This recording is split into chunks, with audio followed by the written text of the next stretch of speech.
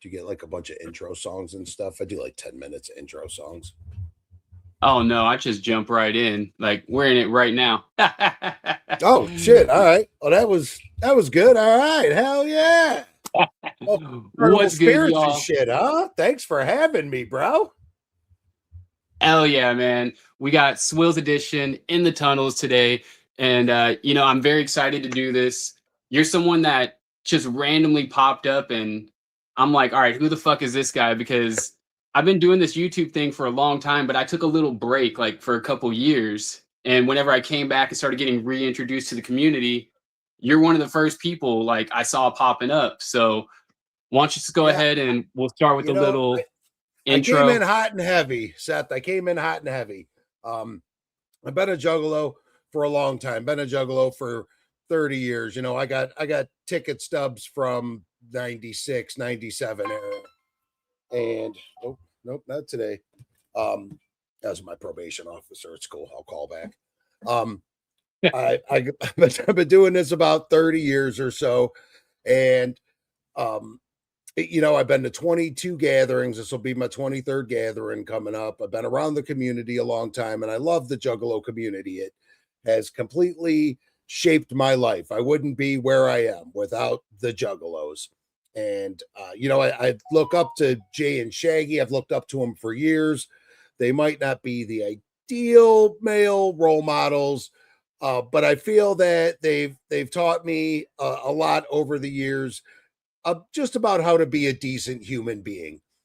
And with the Juggalo thing, it's how I met my first wife. It's how I met my second wife. It's how I had all my kids. It's kind of how I've made all of my friends and all of that. And a couple of years ago, I was just doing the Facebook Juggalo thing where I would go on the Facebook groups and kind of mess with people and do that. And I had left the gathering, and I said, "Oh my God, is that Zach B saying stop ignoring me? Is he yelling it at us? Does he everybody use caps or just Zach B? I'm not ignoring you, Zach B. I'm just trying to pretend like you're not there." So anyway, yeah, we Zach B's my homie. He just actually, if it wasn't for All love. Zach B, I wouldn't even have went to Juggle, Ohio. He gave me a 2-day pass to go there, and he was like, "Dude, you better get down here and come hang with us." So shout out Zach B. You're not Hell invisible. yeah. I'm just wishing you weren't here. No, I'm just playing. He's cool. But I was doing the Facebook Juggalo thing where I'd be in groups, I'm meeting people, and we're talking. And I'm like, man, there's so many like funny people, but you don't quite get a vibe for who they are. It's just kind of like, oh, they're a name on a thing. Maybe you see their picture, and then like when you run into them at the gathering and stuff, and you're like, oh man, like yeah, I know you, and it's cool to just have that vibe like that. But I'm like, I'm just looking for something a little more, I guess. And a few other juggalos were doing some podcasts and stuff, and they said, "Hey man, why don't you come on as a guest and kick it with us a little bit?" I've been camped with the beer wheel since its inception way back at Cave and Rock, back when the Pittsburgh Juggalos used to run it, actually. So we're talking like way back in the day. So I have a lot of relationships with juggalos. You meet people, you talk to people, you get to know people. And I was like, you know what? I want to do a little more. I want to, I was looking around at some of the things that were going on, and like, Deck One Delt and Midwest United, and a lot of these guys, even Carnival Spirits, and I feel like when I first heard it come, like Carnival Spirits wasn't even. I knew you guys did stuff, but you weren't really doing a whole bunch, and it was like that with a lot of people, where there was people that had been doing it, but it wasn't like, I'm very high energy.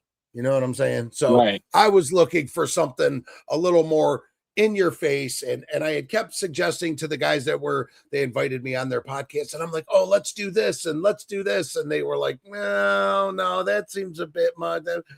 And I was just like, well, you know what? I'm just going to do it on my own, and we'll see where it goes from there. And I've been blessed by the carnival that I just recently today, I think it said it was like 2,250 subscribers or something like that, and it has just blown up in the past couple of months, because at the beginning of the year, when it got to be December, I was pushing to get 1,000. And I was like, man, I was at like 850, and I'm like, oh, I just want to push this up over 1,000 and get it up there. And once I reached that 1,000 mark, it just seemed to boom, boom, boom, boom, boom, start taking off. And a lot of people coming into the chat and just sharing the stuff with their homies. I try to showcase a lot of the smaller juggalo stuff doing, it's a juggalo channel, but I don't just like sit there and talk about things that the clowns are doing or something Ouija's doing or everything else. I like to talk about like what the juggalos are doing, what the people got going on, which is why I could totally appreciate something like this, where I see the episode you had with Don Chaos on here, which much love to Don Chaos. That's my motherfucking homie right there. I like Brother Don because his name sounds like he's going to be like this wild guy or whatever, and he's just very mellow, dude, and very down to earth. So it was like Bessie Brett's over there chew about 350 bot accounts for. Oh, I love me some bots. I don't, I've been seeing a lot of new names in the chat and stuff, because I wonder that too, that like how many of these people are actually real people. And you know how it is, like if you have 1,000 subscribers, maybe you have 100 of them are active, and of those 100 that are active, only 10 of them regularly show up, and of those 10, only 7 are typing in the chat, and so it's been going real good, and I've been having a lot of fun with it. Oh shit. And I see Thuggalo Onstead in the chat also. And those guys have been the Thuggalo show. Those guys have been super cool with me, and I like messing around on their streams because they're a little bit different from everybody too. With the whole, they'll talk about conspiracy theories, or they play this little game where they pull up pictures and you have to match the mug shot with the crime, and it's funny stuff. You know what I mean? You're like, oh, that's different. It's always a good time. They do Saturday nights. I know. Yeah. One of the things I noticed when I started checking out your show is that it's completely left field from, what I'm personally used to in the Juggalo world. Like you have your co-host who does like the battle rapping shit. Like, yes, yeah. Which actually he kind of reminds me of like shit I used to do back in the day. Cause in the early days of YouTube, I used to wear a mask and I used to do an over the top like character. And and you know what, and like you said, it's like, oh, it kind of, I feel like people did that, and then it kind of faded out. And when I met Wrath, because he didn't start out doing it with me, it was kind of like one of them things that like I asked him to come on as a guest and he just never left. He just kept showing up.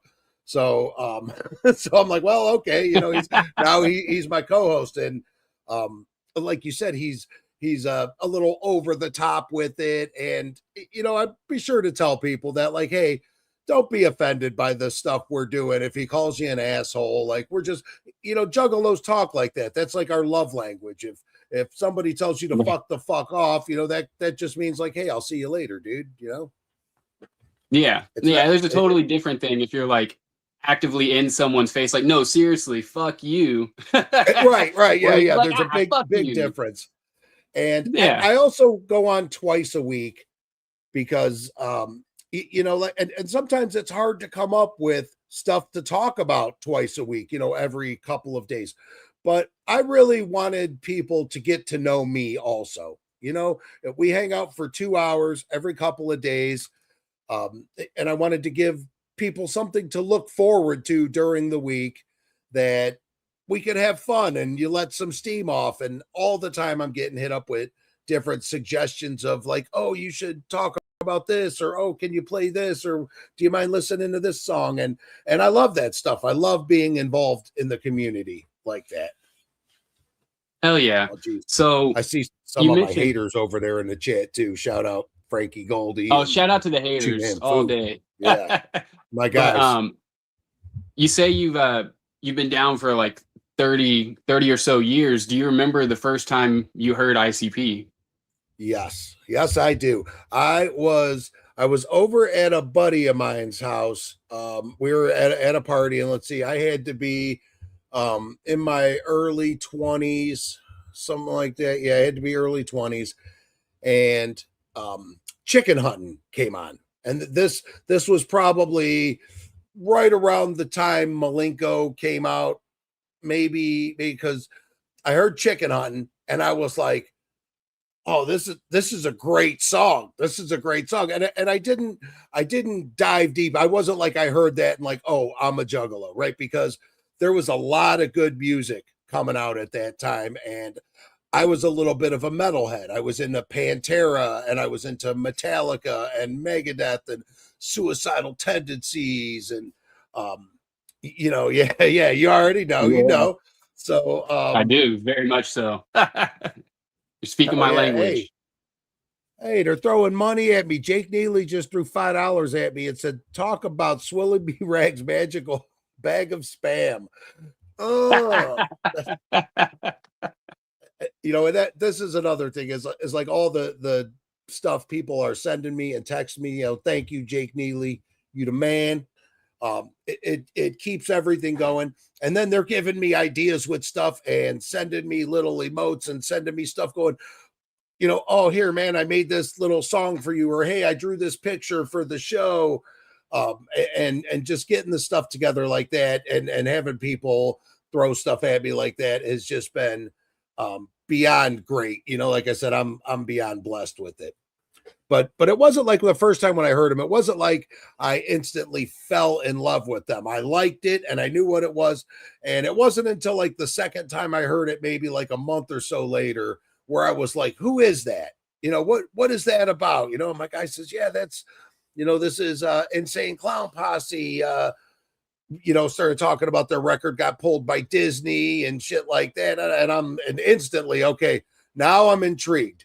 Well, you know what I'm saying? Okay, it got pulled off the shelves. Well, shit, that sounds like something I might like if they're pulling it off the shelves.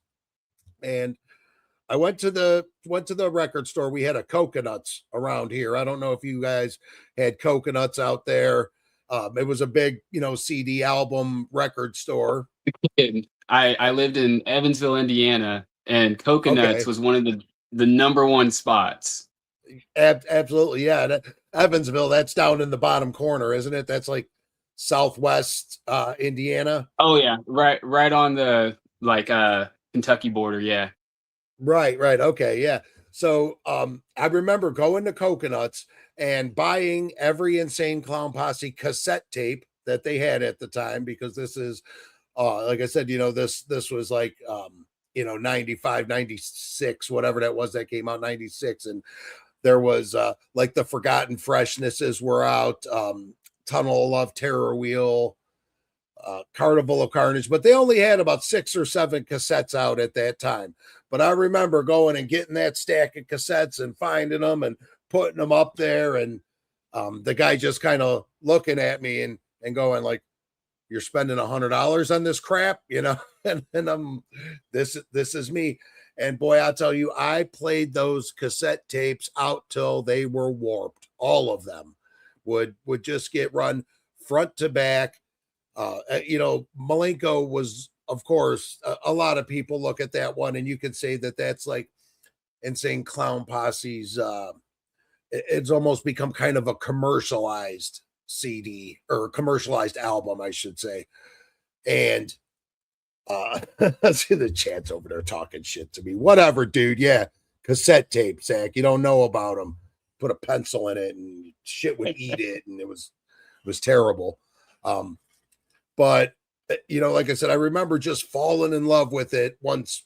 I got the cassette tapes and just listened to them all front to back, and it was a thing. It turned into, well, that's all I listened to. Now I stopped listening to Pantera, and even Eminem was big at that time, and this was even before a lot of the Eminem beef things started to come to light and all of that. So I just yeah, like I said, I dug it and I fell in love with it. And I didn't really realize, I had gone to a few concerts and stuff like that, and I had a few friends that I knew listened to ICP and stuff, but I wasn't, I wouldn't say that like I was a full blown juggalo. I mean, I knew a lot of words to a lot of songs. I knew a lot about like the music, but I didn't know a bunch about the lore. And I remember going to shows and, you know, seeing some of these people dressed up in clown paint and stuff. And I wasn't there yet. So I was like, wow, look at these weirdos. You know, who do they think they are? You know, this is like Kiss Jr. over here. And which Kiss, by the way, was my first live concert. So been a Kiss fan forever too. We But share that. yeah, you know what I mean? It's just a Detroit That Rock was my City, first man. concert as well. No kidding. No Yeah, kidding. yeah, it was fuck. Hot in the Shade tour. Okay. All right. Like, Yeah, they yeah. were really big in the hair then. You know, it's the Yeah. definition of hair metal. Yeah, right. Like they were deep in it then. Yes. Yeah. I want to say the first show I went to was it was the Crazy Nights tour in like 1986, something like that. Crazy Nights. I'll never forget. It was a few years after they took the makeup off and they were kind of Mhm. trying to come out of that fishnet lipstick phase and go into something a little darker. But like I said, I wouldn't even have called myself a juggalo when, you know, I went to my first couple of ICP shows. And it wasn't until I met a group of guys, um, you know, my man Creepy, RIP Uncle Creepy, just passed away this last year. And um, I had met these couple of guys and realized that they were like me. That ICP was all that they listened to, and they knew all the words to the songs, and they were teaching me, you know, he's teaching me things about the lore. And actually, um, I met him right when Royal Highness came out. So that had to be in like 98 or something like that. Cause I remember he actually gave me the cassette tape. We're still on cassettes at this point. He gave me the cassette tape and he was like, here, dude, check this one out. I think you'll like that. You know, you like ICP and stuff. I think you'll like these guys.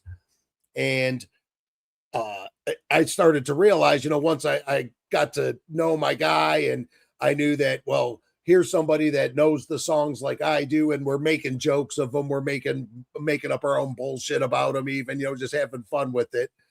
And you know, we bonded from that moment on, like, oh, this is my guy.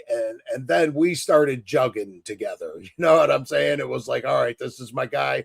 Where every time a concert's coming around, I'm hitting them up. We're going together. Um, you know, when the gathering came to Nelson's Ledges in 2003, and I had bought tickets for the one in Peoria, but I didn't end up going. I ended up selling the tickets because I couldn't get the time off. I just couldn't make it happen. And then when the gathering came to Nelson's Ledges, and it's like, oh shit, well, that's like 45 minutes down the road from me. And my guy says, are we going to the gathering? And I'm like, I don't know, man. And he's like, we're going, dude, you know, and he's get in the car, dude, we're going. And he drugged me to the gathering and we snuck in. We didn't even have tickets or anything. So he kind of really, you know, showed me the way with a lot of things. And you know, it made me realize, you know, looking back on it now, it's like, wow, man, you know, is it just music? It's not just music. It's more than that. It's the friendships and the bonds that the music brings us all together, the people you meet. And, you know, my guy Creepy, he was willing to do whatever for me when it came to stuff. You know, we would like I said, we'd go to shows, we'd go out of our way to do shows, stuff like that. Look at, oh shit, Jake Neely. Jake Neely's just throwing the money at me like I'm some kind of a stripper. Am I allowed to show my nipple? There you go. You There get you a go, nipple. Jake. That one's for you. Hells yeah. Old Dirt McGurk hit him with, tell him the truth. We started a gang inadvertently. We didn't know it was going to be a gang when we started it, Right. right? But that's the thing. And you know what? It's a lot of juggalos, it's a great quality to have, right? But a lot of juggalos are almost loyal to a fault with it, where um they say, oh, this is I'm a juggalo, and you can't even talk bad about juggalos, or you can't, they got their homies backs with it. And now that it's grown into where it is now, hey, fast forward, 30 years later, whatever it is, 20 something years later, and people have come, people have gone. This person came in and screwed so and so over, and they left, and it's I've just seen circles of friends come and go with stuff. People come in, and then a couple breaks up, and now this dude's seeing this chick, and this chick's with this dude, so now these people don't hang out anymore, and it all changes again. But it's all stayed pretty consistent with the people jugging. You know what I'm saying? Like, it's a lot of familiar faces. A lot of people that do it have been doing it for a long time, and it's dedication. And shout out Matt Sears. That's my sister's bestie. I see you over there, Matt. And Dave Nutt from Don't Nut that thinks I invented boofing, but I learned it from watching you, Dave Nutt. So going back to like your first gathering, what are some memories you have from that gathering? Oh shit.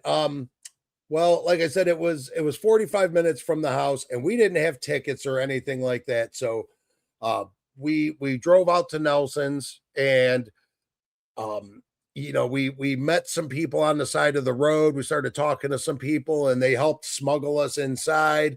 Just some random juggalos. We had no idea who they were, but they were like, oh, you guys seem all right. Come on, you're with us, And like I said, damn, looking back, like first gathering, it was mind-blowing, just the amount of effort that was put into it by the juggalos. Okay, not the show that ICP put on, right? But all the things that the juggalos were doing, that their whole year is spent on making this trip, making this camping trip happen. And people were putting, decorations up at their campsites.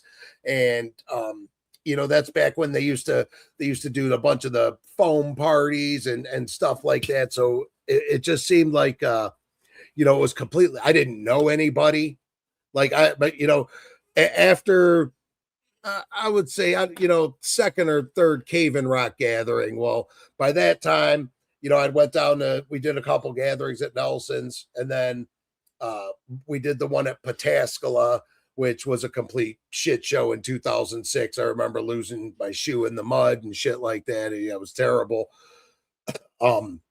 And then we started going to Cave and Rock, and that's when I started realizing that like, oh shit, this festival is a lot of the same people that are coming back year after year after year. I started seeing a lot of the same familiar faces, and be in line for the autograph shit or whatever, or hanging out in a line for something, and getting to meet some ninjas, and then seeing them the next year and being like, oh yeah, I remember you, dude. Like, I just remember having that epiphany back then, where it was like, oh, this is, the same group of people. And of course they're bringing some friends, and you bring friends to the gathering. And sometimes it's like, you bring somebody and they're like, I'm never missing another one of these. This is great. And then you bring somebody and they say, well, I'm never coming back here. I don't know what you find fun about this. This is miserable to me. Whatever.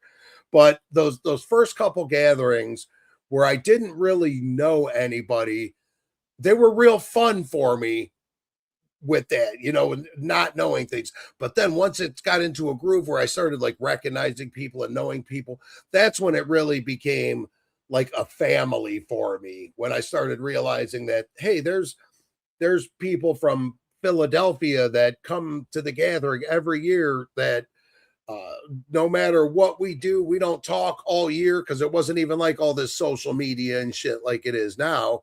We had some MySpace and stuff like that. But I knew, if nothing else, I was gonna see them at the gathering, that somehow they were gonna be there. So yeah, it was.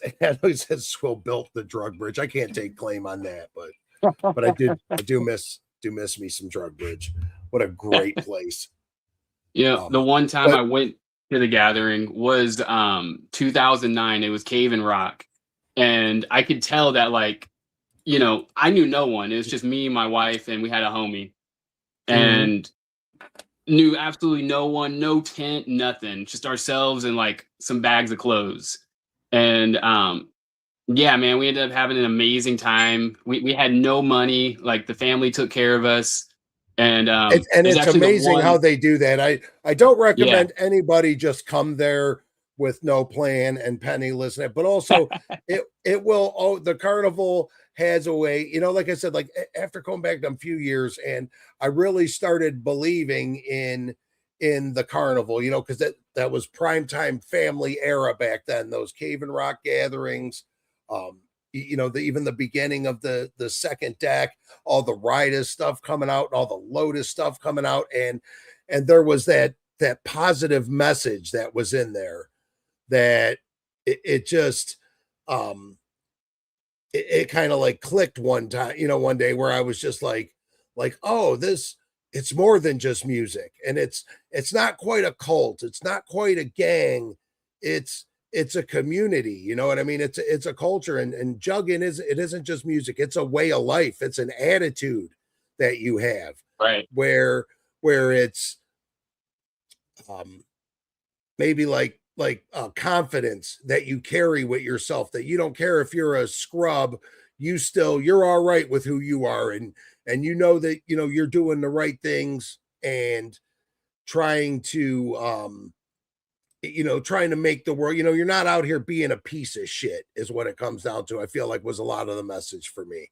was like, hey, do the right things, even it doesn't always have to be the most financially lucrative of things. Like you said, like, hey, people could go there and they could sell hot dogs for $1 a piece, or sell waters for a buck a piece, but when they see somebody that's hungry, or they see somebody that's thirsty, they say, hey man, you need a water, hey dude, you need something to eat, hey, sit down in the shade for a minute, bro.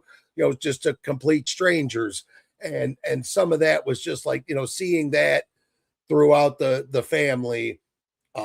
It made me want to do more for the Juggalos, even. I wanted to be a part of that, which is kind of how the beer wheel got started. Believe me, there's all good intentions behind it. It's like free beer, dude. You Hell just got to yeah. hurt yourself a little bit or make fun of yourself. We're just looking for some slight embarrassment here. Stupid human tricks. So then you say that you were like when you first started getting into ICP and shit though, you were into like Pantera and like Megadeth and like Oh more yeah. metal stuff. Um how did you get into like that scene? Well, when let's see, when I was, let's see, I was probably 10 years old or something, right? When Beastie Boys License to Ill came out. And License to Ill was like of course, my parents listened to a lot of the 70s rock and roll. They listened to a lot of Led Zeppelin and Pink Floyd and stuff like that. They were rock and rollers. And plus, I'm from Cleveland. It's the rock and roll capital of the world, or at least the rock and roll capital of the United States. Anyway, I don't know. But it's rock and roll. So when I heard the Beastie Boys License to Ill, and of course with all of the older people around me, they didn't like that, right? They didn't like the rap and the rock being mixed together, and they felt like, oh, this is one, this is the other, and I just totally felt that stuff. Beastie Boys License to Ill was a thing that it got me into more rap, because we're talking NWA days and stuff like that.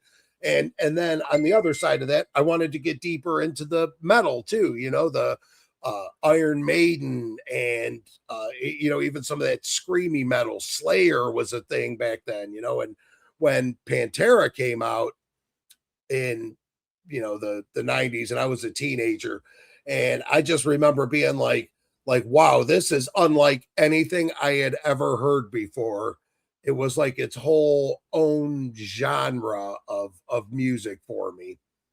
So like I said, like the rock, the metal thing was just kind of, it was there because, being in Cleveland, and this is what a lot of my friends listen to, because even when boom, okay, I turned juggalo now in the later 90s, and some of my friends were even looking at me like, well, dude, can't we put something else on? We would always play hacky sack. Okay. Hacky sack was a big thing. We'd get the guys together and we'd kick around the hacky sack. Sometimes there'd be four of us, sometimes there'd be 12 of us, and that was the big thing with us. So we'd have tunes playing in the background, and I'd always want to put on ICP, and a lot of my friends would, either want to put on the hardcore rap or the hardcore metal stuff. So I was around a little bit of all of it, but like I said, once I got bit by the Insane Clown Posse bug, that's where I was, and I would wait for the next release. I remember actually when Jekyll Brothers dropped, and I had been waiting a couple years for something new at this point. Since all the Malenko and all that, whatever, and I had been waiting. And I bought it from a store down in Dallas. I don't remember the name of the record store that was down in Dallas, but I was out of town. I was working out of town, driving trucks and stuff. And I was like, man, they just dropped this one. Like, I need to get to a store, I need to go find one. And it wasn't like all the Google and stuff. It just wasn't as easy as it is now. But I remember going and getting that one, and that feeling of like, when Jekyll Brothers first came out, I remember my first listen, and after coming off Malenko and all that, I'm like, I don't know if I like this, and but then the more you listen to it, and it grows on you. And like I said, like creating that family era. I remember when Twisted would get hated on, going to the concerts, and Twisted would come out, and half the juggalos would just be like, standing there with their arms crossed, and I didn't know a whole bunch of all of the juggalo politics and all that then. But even back then, like, juggalos were stubborn to new acts being presented. They didn't like it. They wanted ICP, they wanted the Fago kicking, they wanted they wanted all that. So my first ICP show was House of Horrors, and I remember this because this was Twisted's first tour as Twisted, and okay. I remember them just getting hated on.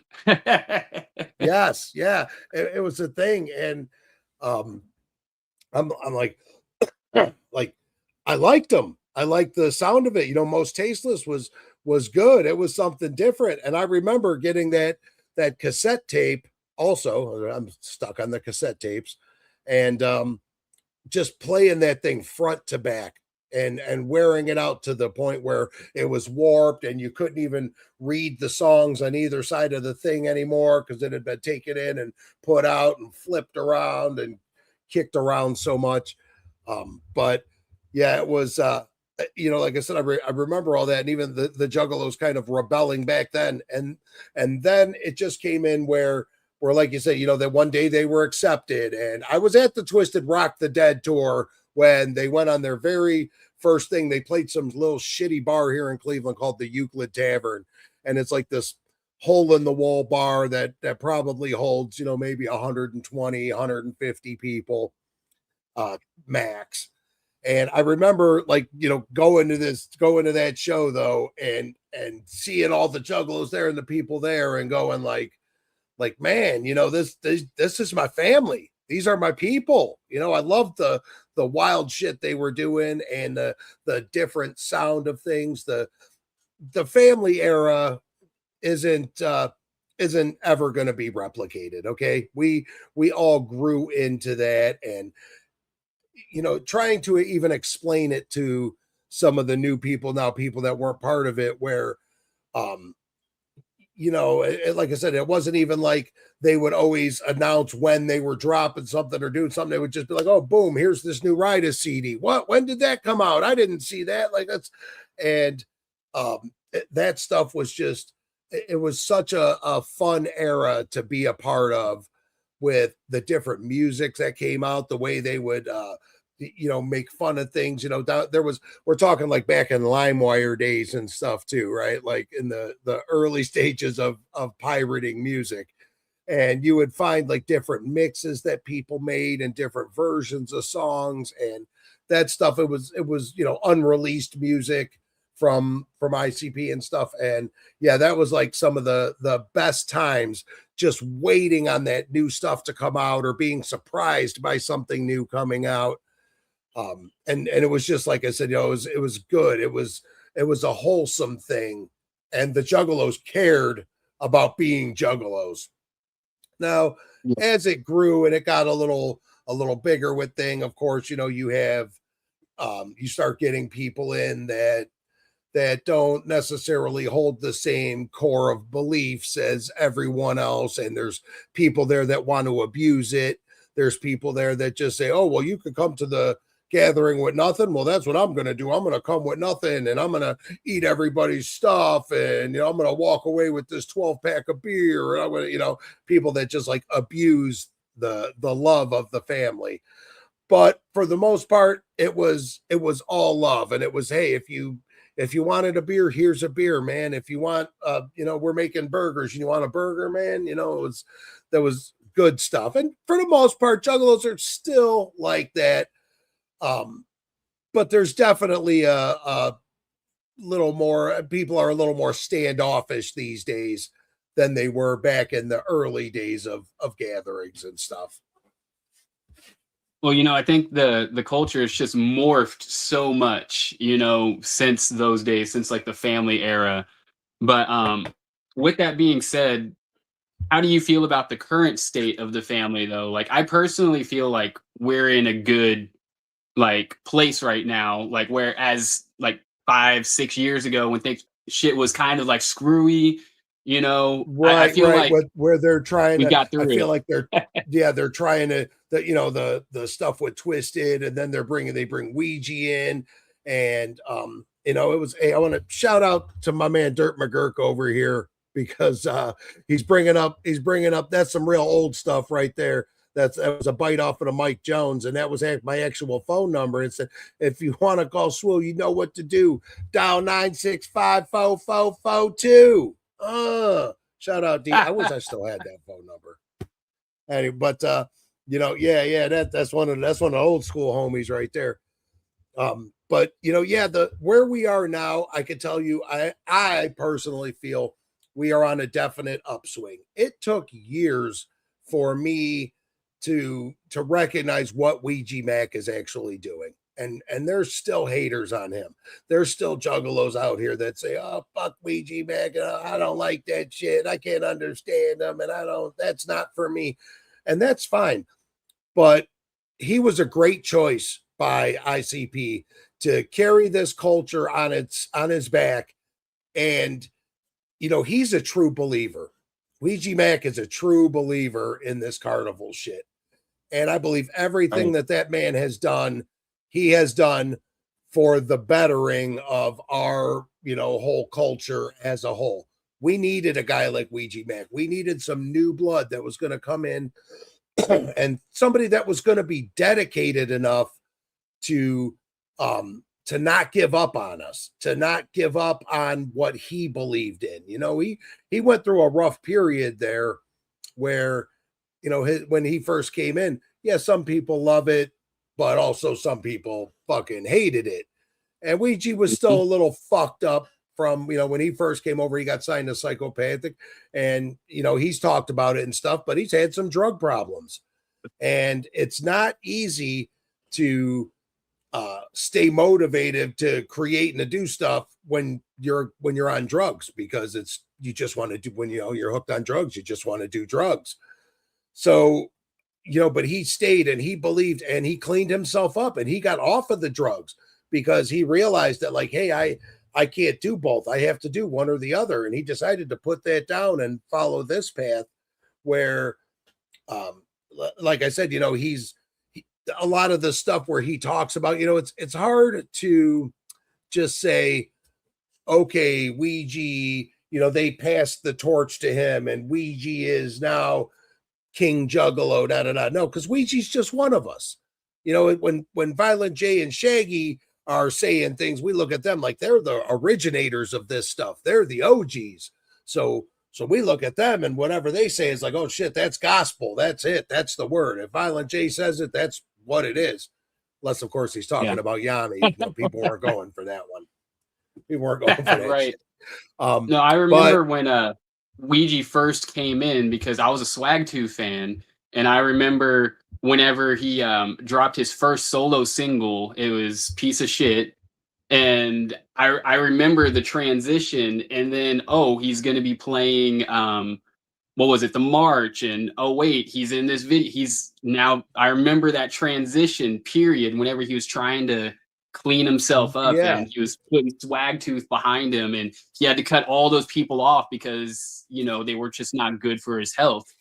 Yeah, not good for his mental health, that. not good for his fit. Yeah, for sure. Yeah. And I that's was hard one of to the do.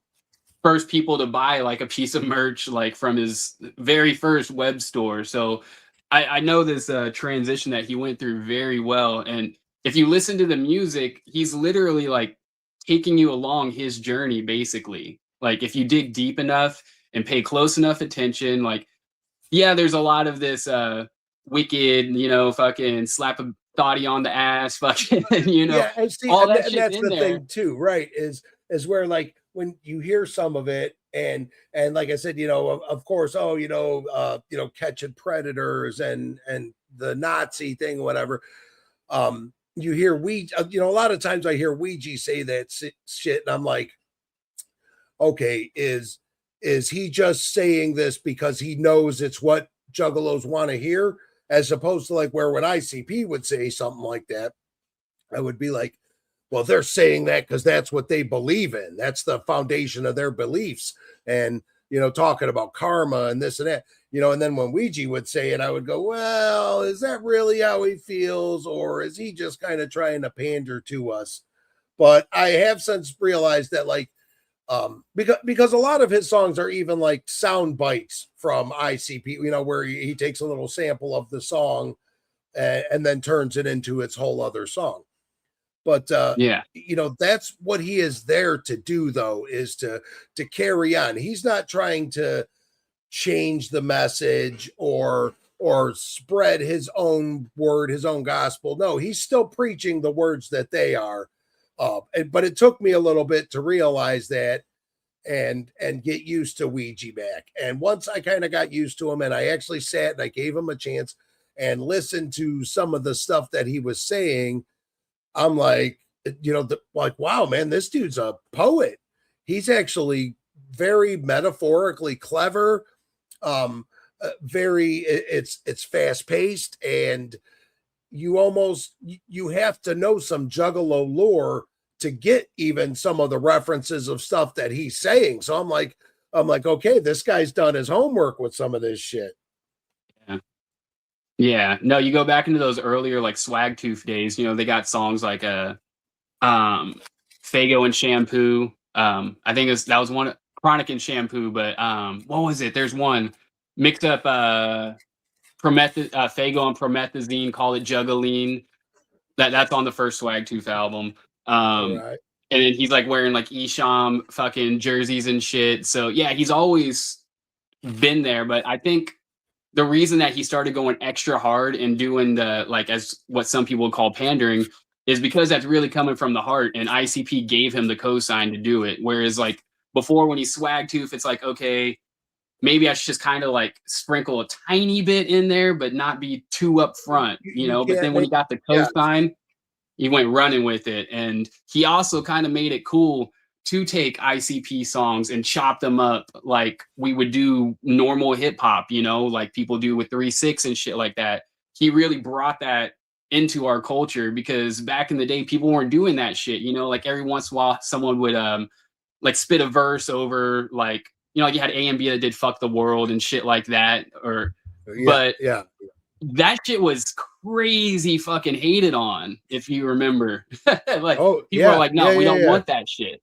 Right. And that's, I mean, juggalos are a funny bunch like that, where everybody thinks that like, oh, if you're a juggalo rapper, like, oh, the juggalos will love this, because I'm talking about jug shit. I'm doing this, whatever. But that's not how this shit works at all. You cannot, juggalos know when they're being pandered to and when that shit's coming from the heart.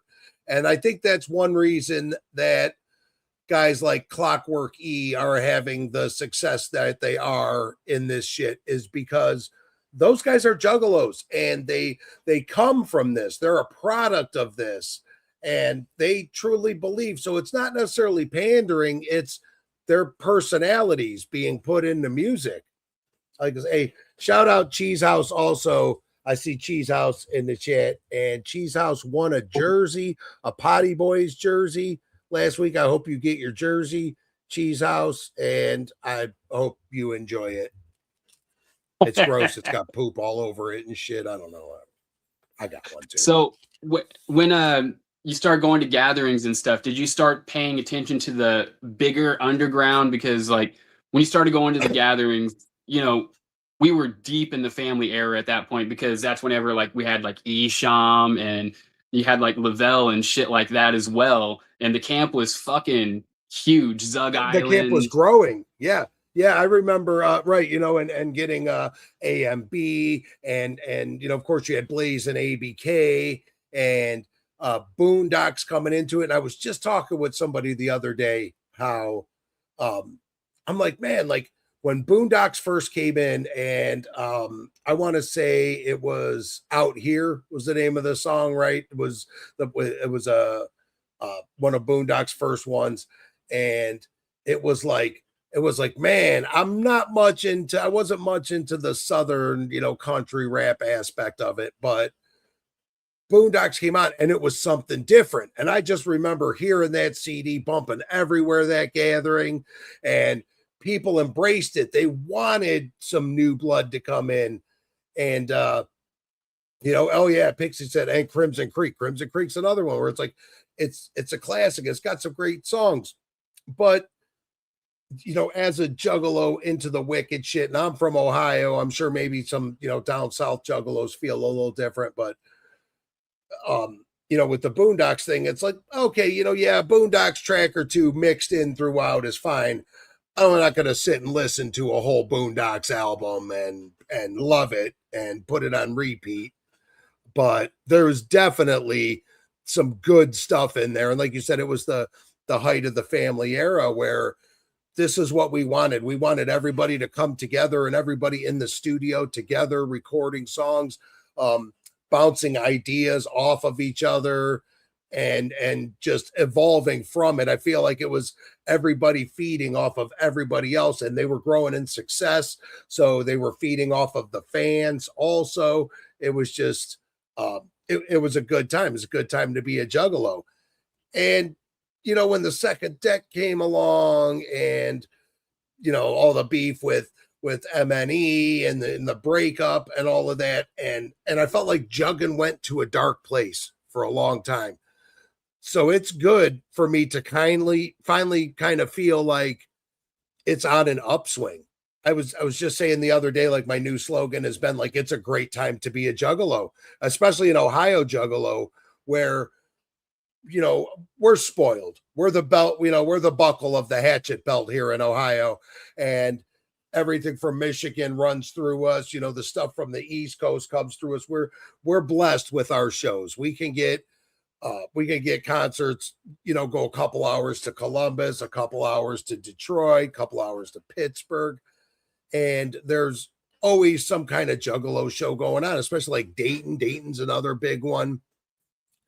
And the Ohio underground music scene has been kept alive by these guys, SON and AXE, the super famous Fun Time guys, Clockwork E, our inner circle in Toledo, and that, Bundy and them guys down in Dayton and, the Cincinnati area. It's just been, it's been like, man, like, wow, these people believe in this and they're keeping this alive. They're keeping it going. It's not just the clowns doing stuff. It's not just Ouija. Yeah, we just had Juggle Ohio and stuff, but it's more than that. It's the smaller individual shows that that these people are putting their heart and soul into and making it happen with getting all these different artists. And I had just went to this SON's birthday party over the weekend, and it was one of the greatest shows ever. And one of the things about it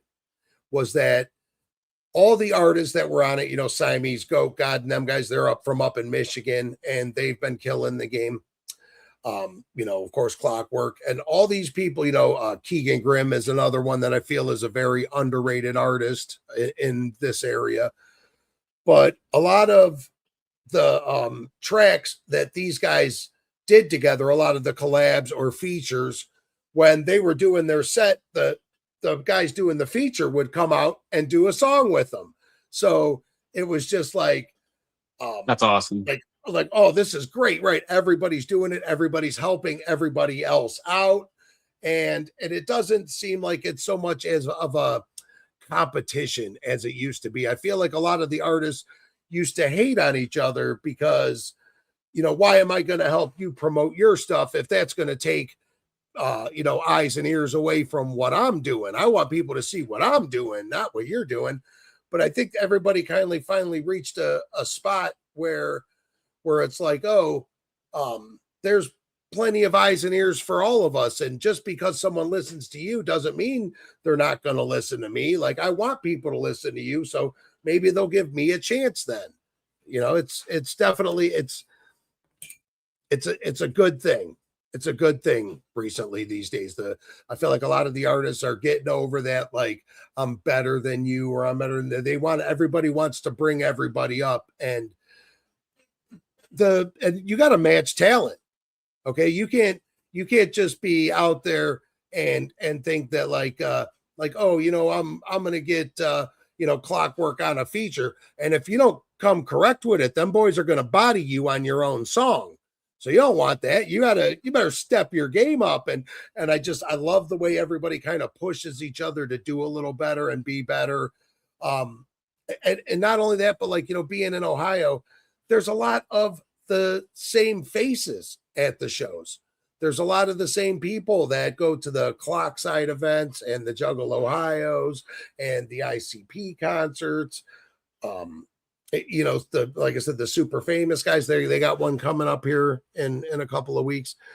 And it's a lot of the same faces. And there's a feeling of comfort in that, knowing that like, if something were to happen at this show, that there's people here that I know, that I care about, that care about me, that aren't going to let no bullshit go down. And if you lose your phone, people are going to help you look for it to find it. They're not just going to try to swipe your phone and run out the door, because these are all the same people that are at all the same events. They're homies. I feel like the Ohio Juggalo scene is just turning into this family of juggalos, and I couldn't be prouder to be a part of it, to be honest with you. I'm so glad we are where we are, and how we finally come on this upswing, it feels to me.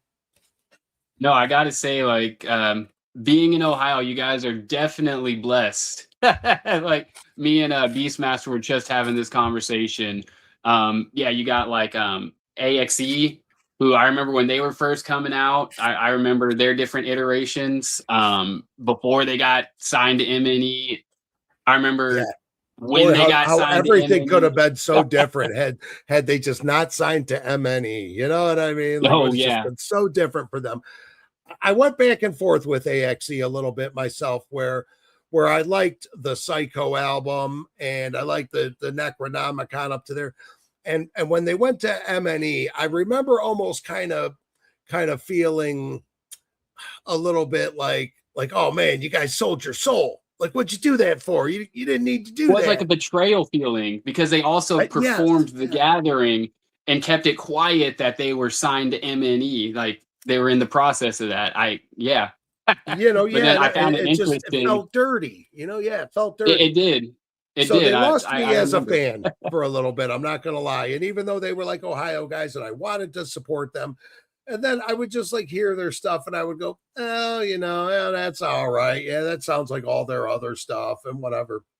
But I recently feel like those guys, like, since coming out of that and everything with it coming to light, has really given me a new set of eyes to look at them with. You know what I'm saying? Like, okay, we all make mistakes in this shit. At the time, I'm sure they were just doing what they thought was best for their musical career, because it's not all about the money when it comes to this stuff, but it also has to be a balance of, well, if I'm going to pour my heart and soul into this and do it full time, I got to pay my bills somehow. I got to keep my cell phone on somehow. I got to keep a roof over. We got to have a place to record these songs somehow.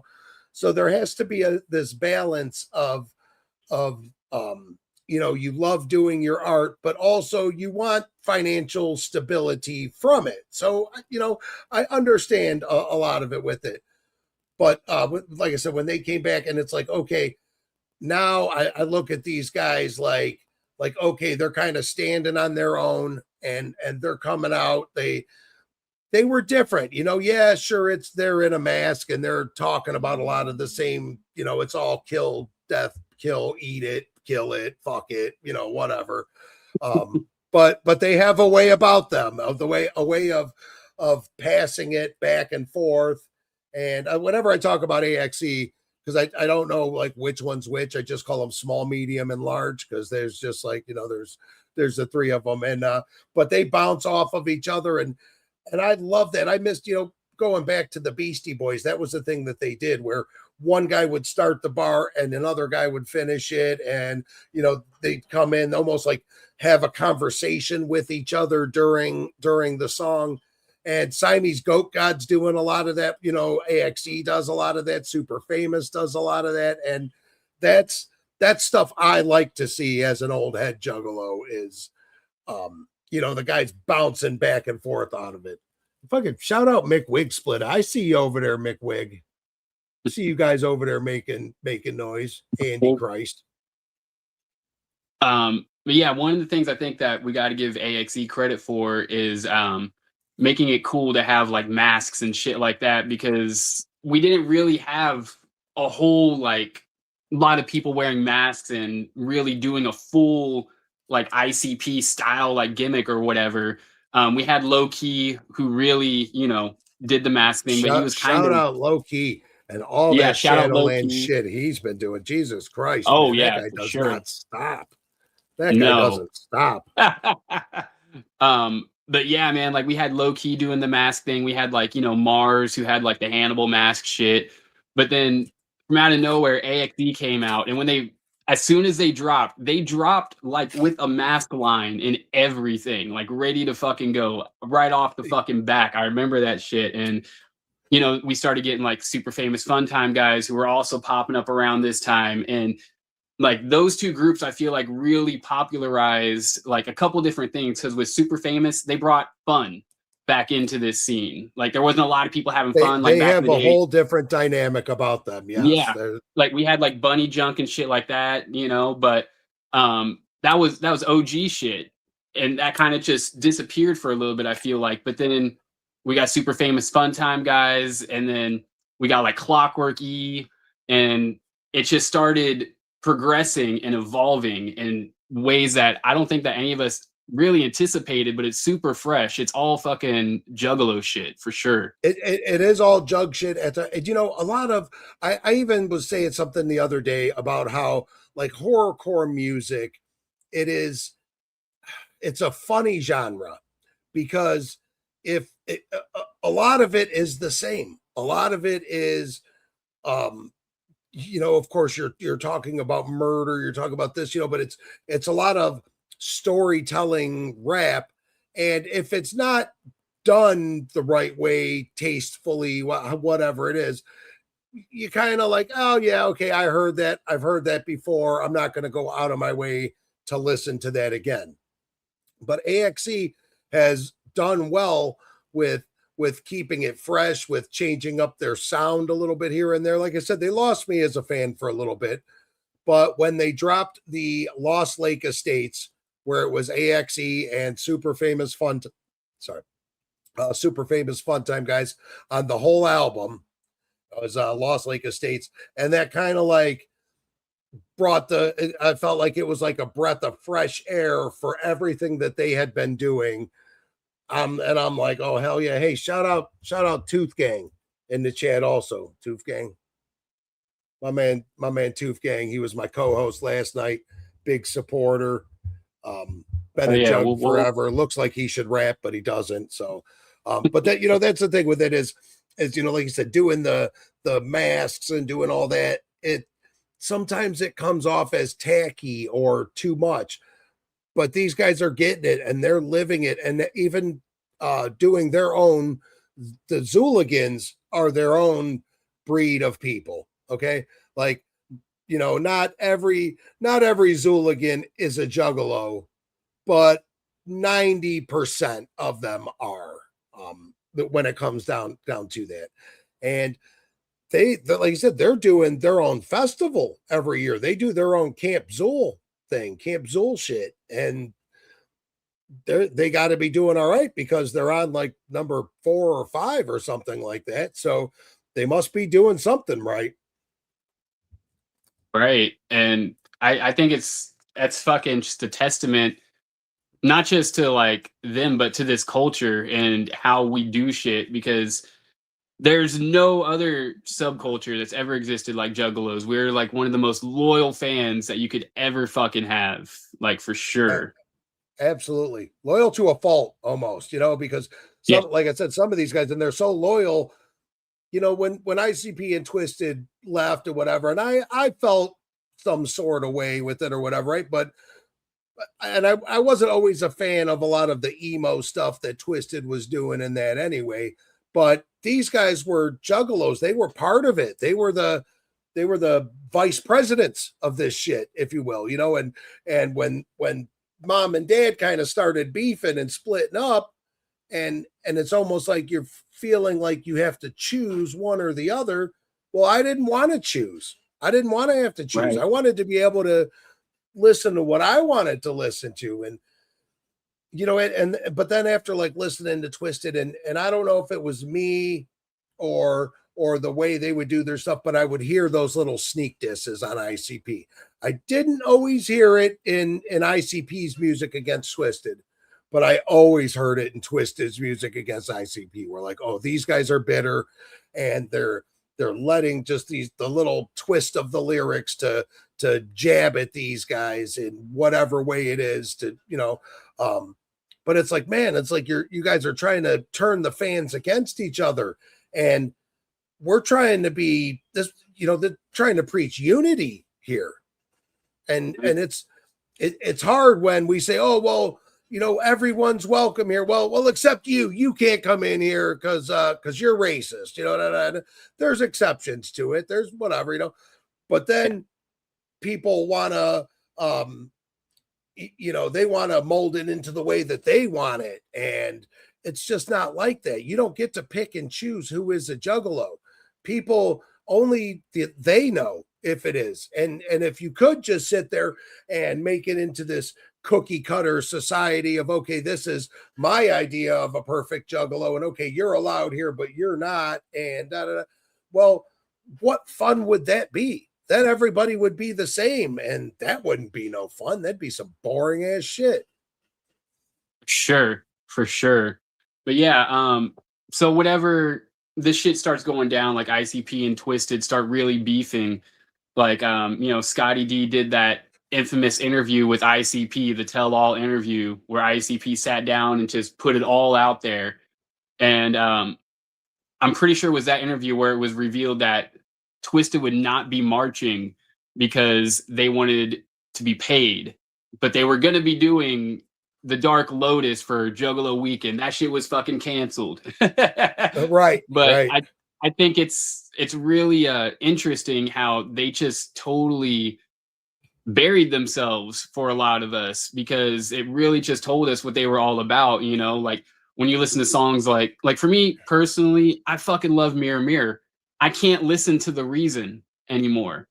I put it on and I start listening to it and I start getting angry, like legitimately. Because it's like, what happened to this? You told me this is how you felt. Right. Yes, exactly. Yeah, no, I understand it. Yes. Yeah, because like you said, tell me the reasons why we do, and then I understand there's the creative differences, and oh, you feel like you're under somebody's thumb. Uh, you could do better without that, whatever. But then also there's a thing where um it's like, no, we built this thing together, and sometimes that means making sacrifices. That's just how it is sometimes you run the show and I'm going to come on here and be your guest, and sometimes I'm going to run the show and you're going to come be my guest, and it's this balance of back and forth, and we're just going to keep building on this thing. But it sounds like it turned into a financial thing, and okay, I don't want to see anybody get rich off of my labor and my sweat and stuff either. But also there always has to be that appreciation for what they did. And I feel like Twisted kind of shit on that a little bit, where they were like, well, we could have done this without you. And um Like I kind of it, compare it like to wrestling, like Twisted. They kind of came in like WCW. They thought like, oh, look at the label over here. It's falling apart. We're going to poach everyone over here. We're going to be the top dog label. But while trying to be the top dog label, I don't think that they were holding on to their integrity. They weren't holding on right. to what made them Twisted, because you can hear it in the music how it just shifts. Like me personally, like I've been waiting to hear a Twisted album I like legitimately, Yes. for at least Years since now. Yes. 2020. Yes. I will say this. There was a few tracks off of the Glyph album that they just released a couple years ago. They did one called Glyph, and it's kind of a Dark Lotus-y looking album cover and stuff. But it has a few good songs on it, because like you said, there was a lot of it where I'm like, I wouldn't even, I'd listen to it and then I would go, oh, I'm not going to listen to that again. I don't know, whatever. If it happens to come on again and maybe catch my ear, but it wasn't grabbing me like it used to. Like you said, a song Yeah, like Show Me the Reason Why, and you hear something like that and it grabs you. You listen to the song and you hit, oh, boop, I want to listen to that one again. Hang on, we're just going to we're going to listen to that one over again, and maybe even do that 2 or 3 times and catch something new every time, yeah, and keep that feeling inside of you. And yeah, a lot of the music doesn't have that anymore. A lot of it yeah. doesn't. Like I feel like a few years back, they tried like selling themselves to a new audience. You'll notice they started like touring with like Static X and shit like that, Cold Chamber, I think. But they started touring with like more like new metal artists, and they started like I think Fear Factory. I think they went on tour with them, and Right. So it not so much targeting just juggalos. yes, like they literally went on like a few years there where they were targeting new metal. But when you take a step back and look at that, it's like, wait a minute, new metal was hot 20 years ago. So you're marketing yourselves to a market of people that are in the same age group that had their As opportunity to listen to Twisted over the years and passed on it. Right, right. And I understand that also, probably, you know, like if it was up to ICP, they would have been on MTV. They didn't choose to be this most hated underground band. They were forced into that, and they just decided to embrace that. Like, well, fuck, they would have sold out if they could have, if somebody would have allowed them to. Fuck yeah, they would have. They wanted that. They wanted to get out there and make it big. They wanted everyone to hear them, and it just wasn't working out for them. They were getting, blocked here and blocked there. And because it's a lot of politics, you don't realize it when, how many times has like, shit's happened to me where, I'm in the truck and I go to turn around the corner and there's a car that won't move, and I'm out there and I get out there and I go, move your fucking car, you dumb fucking bitch, you motherfucker, fucking honk on the horn at him and pull around the corner, and then realize that's my customer that I was just yelling at. So, so like there's a lot of shit like that too, where there's politics in this shit, and ICP's crazy, and they're fucking, oh fuck this dude and fuck that, and you don't realize that, like, oh okay, and then 2 years later they're like, well, hey, they're like, well, we want to be on this radio station, and you're like, Yeah. Hi, I'm the guy that operates the Rouge River drawbridge in Delray on Jefferson. How you doing? Remember you said fuck me? Now I'm not playing you. So there's the politics that go into this that a lot of times, because it happens with me all the time. I'm a little bit rough around the edges and I make fun of shit and I laugh about shit. And then people are like, oh, well, I don't like him because he found a picture of me when I was in high school and was making me sing Christmas carols on his show, and he's an asshole. And it's like, well, yeah, it's all just for fun, just trying to have some fun with it. Right. So going back, let's go back to your show now. How did you like decide to start incorporating shit like that into your show? Because like I said, like you do something completely different. You have all these like crazy video intros and stuff that has like your fucking head on it, and like Yes, where's the our little head inspiration? movies, our movie memes. Um, that's what we used to call them memes, but they're not really memes. They're head movies.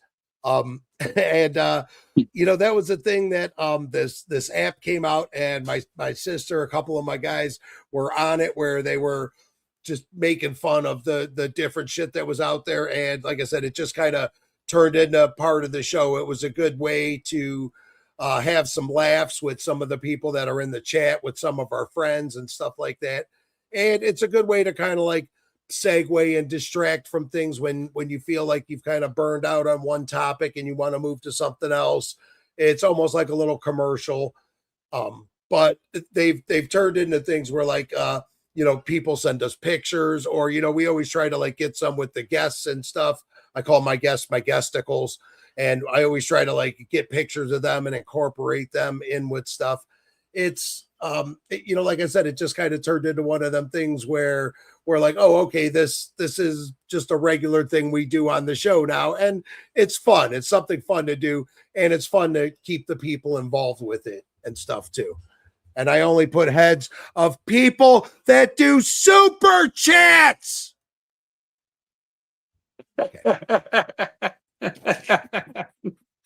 So whenever you like invite guests on, do you clue them in on what they're about to get themselves into, or do you just throw them in? Well, yeah, I mean, depends. Like I had Darby come on a month or so ago, and of course, I had to let him know that, like, hey, look, the chat's a little rough around the edges here, and don't worry, if there's anything you're not comfortable with, we'll try not to, make you talk bad about your boss or paint you into a corner with any drama or anything, and and all of that. But for the most part, if somebody hits me up to and asking to come on the show, I like to think that, like, okay, they probably have a little bit of an idea of what we do over here. And a lot of it is I don't like to even plan out a lot of things, because then it almost like feels forced. So I might like write down a few videos to watch, or some things that I want to pull up, but I want the conversation to flow naturally, and I don't want to like ask a bunch of things and say, okay, hey, now I'm going to ask you about this, and now I'm going to ask you about this, and whatever. No, I want that like organic answer. And even as far as somebody coming on, I don't always go listen to their music. I wait to play it during the show so that I can be like, oh, okay, I like this, or I don't, or I, just kind of be honest, give that honest reaction with it. And I feel like that's what a lot of people like about my show is I just try to keep it real, and I try to keep it organic, and I try to keep it light and funny. Um, we do a lot of insulting each other. We're a very roasty bunch of people, but I feel like all juggalos are kind of like that. Don't get me wrong. I don't represent all juggalos, okay? And just like with my show, with your show, with anything, there's people that see my show and they go, well, I fucking hate this guy. I don't want this guy. I don't want people to see this guy's shit and think people are going to think, well, that's what juggalos is, because that's not what I am. But I also know that I do represent a certain percentage of the culture, and there's a lot of people that feel me with it. And I've been proven wrong on the show too, and I've learned a lot from doing it. I'm not too big of a man to admit when I'm wrong about something, even if it's a way of looking at things. You know, I might have an opinion on something, and someone in the chat says something, someone, you know, somebody says something, and I it clicks on me, and I go, well, damn, you know, I never even looked at it from that point of view. Holy fuck. Chapter 18. Ray Davis just gave me $5. Ray Davis, that's going to get you in exactly 5 head movies. Chapter 18. Hell We yeah. hate it. We heinous because we anus. So when did you first like start paying attention to Darby? I didn't I wasn't really on the Darby train until shit, I was late to the party because it was kind of right before Garden came out when he played second stage at the Gathering, and I was camped right there in that front row in the big gravel lot. That was actually when second stage at the graveling of the Juggalos, and it's this just, you know, a big lot there, and I remember seeing the crowd come over for him and show out, and when his music came on and just his vibe of things, I was like, oh fuck, I think I've been sleeping on this guy. You know what I'm saying? I wasn't hip. I didn't know Darby when he was at LSP and all of that. He was already on chapter 17 before I signed to, or you know, signed to chapter 17 before I heard of him. But I remember hearing it and going like wow, this is like it's raw, it's grungy, it's almost like industrial. It's like you can hear Darby is one of us. You can hear it in his shit. Oh my god, Pixie, that'll get you in exactly 2 head movies. I love Pixie 6660, been one of my biggest supporters. So shout out Pixie, love you. And Big Sis Oh yeah. in the chat over there. I begged another $2 out of Come on. She's what? But yeah, when it comes to Darby, I remember Tuppence. he Sorry, I was first just hit me begging the up. chat. Oh, you're good. Yeah. Oh, Darby hit me up because I did a call for a mixtape that I was putting out, and he was like fresh into the Darby name, and he sent me some tracks. He sent me the original like "No One Wants to Be My Friend Because I'm a Juggalo" and "Master Shake Stole My Car Keys" and like these crazy fucking just titled The songs. And I'm like, the what the titles. I was like, what the fuck is this shit? But you know, this is around the time that like Suicide Boys and the SoundCloud wave was really big, and you know, I jumped on that shit, and Darby was like he was the Juggalo version of all that shit, you know. So I Yes, thought it was yes. super fucking fresh that someone was taking that new style and putting the Juggalo kind of spin on it. Like we had Ouija, like with Swag Tooth and shit, but Swagtooth was, I feel, adjacent to the sound. Like they were definitely part of that SoundCloud wave, but they had their own like unique Yeah, sound and you know what? as I've even opposed to gone that. back, and once I found a love for Ouija and heard, and a shout out Silver Stasher for the $5 holla. I promise you I'm gonna take that money and buy drugs.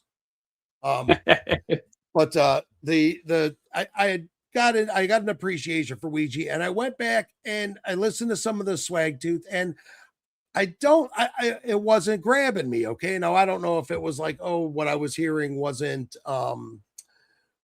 didn't have the best production value to it or whatever it was, but like the Swag Tooth stuff just never kind of grabbed me. But I was never big into a lot of that.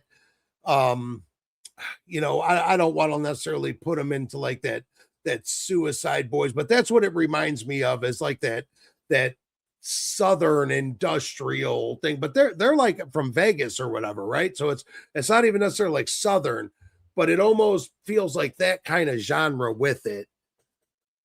Yeah. And you know, Yeah, maybe I should give Ouija's some from Swag Tooth Vegas. another.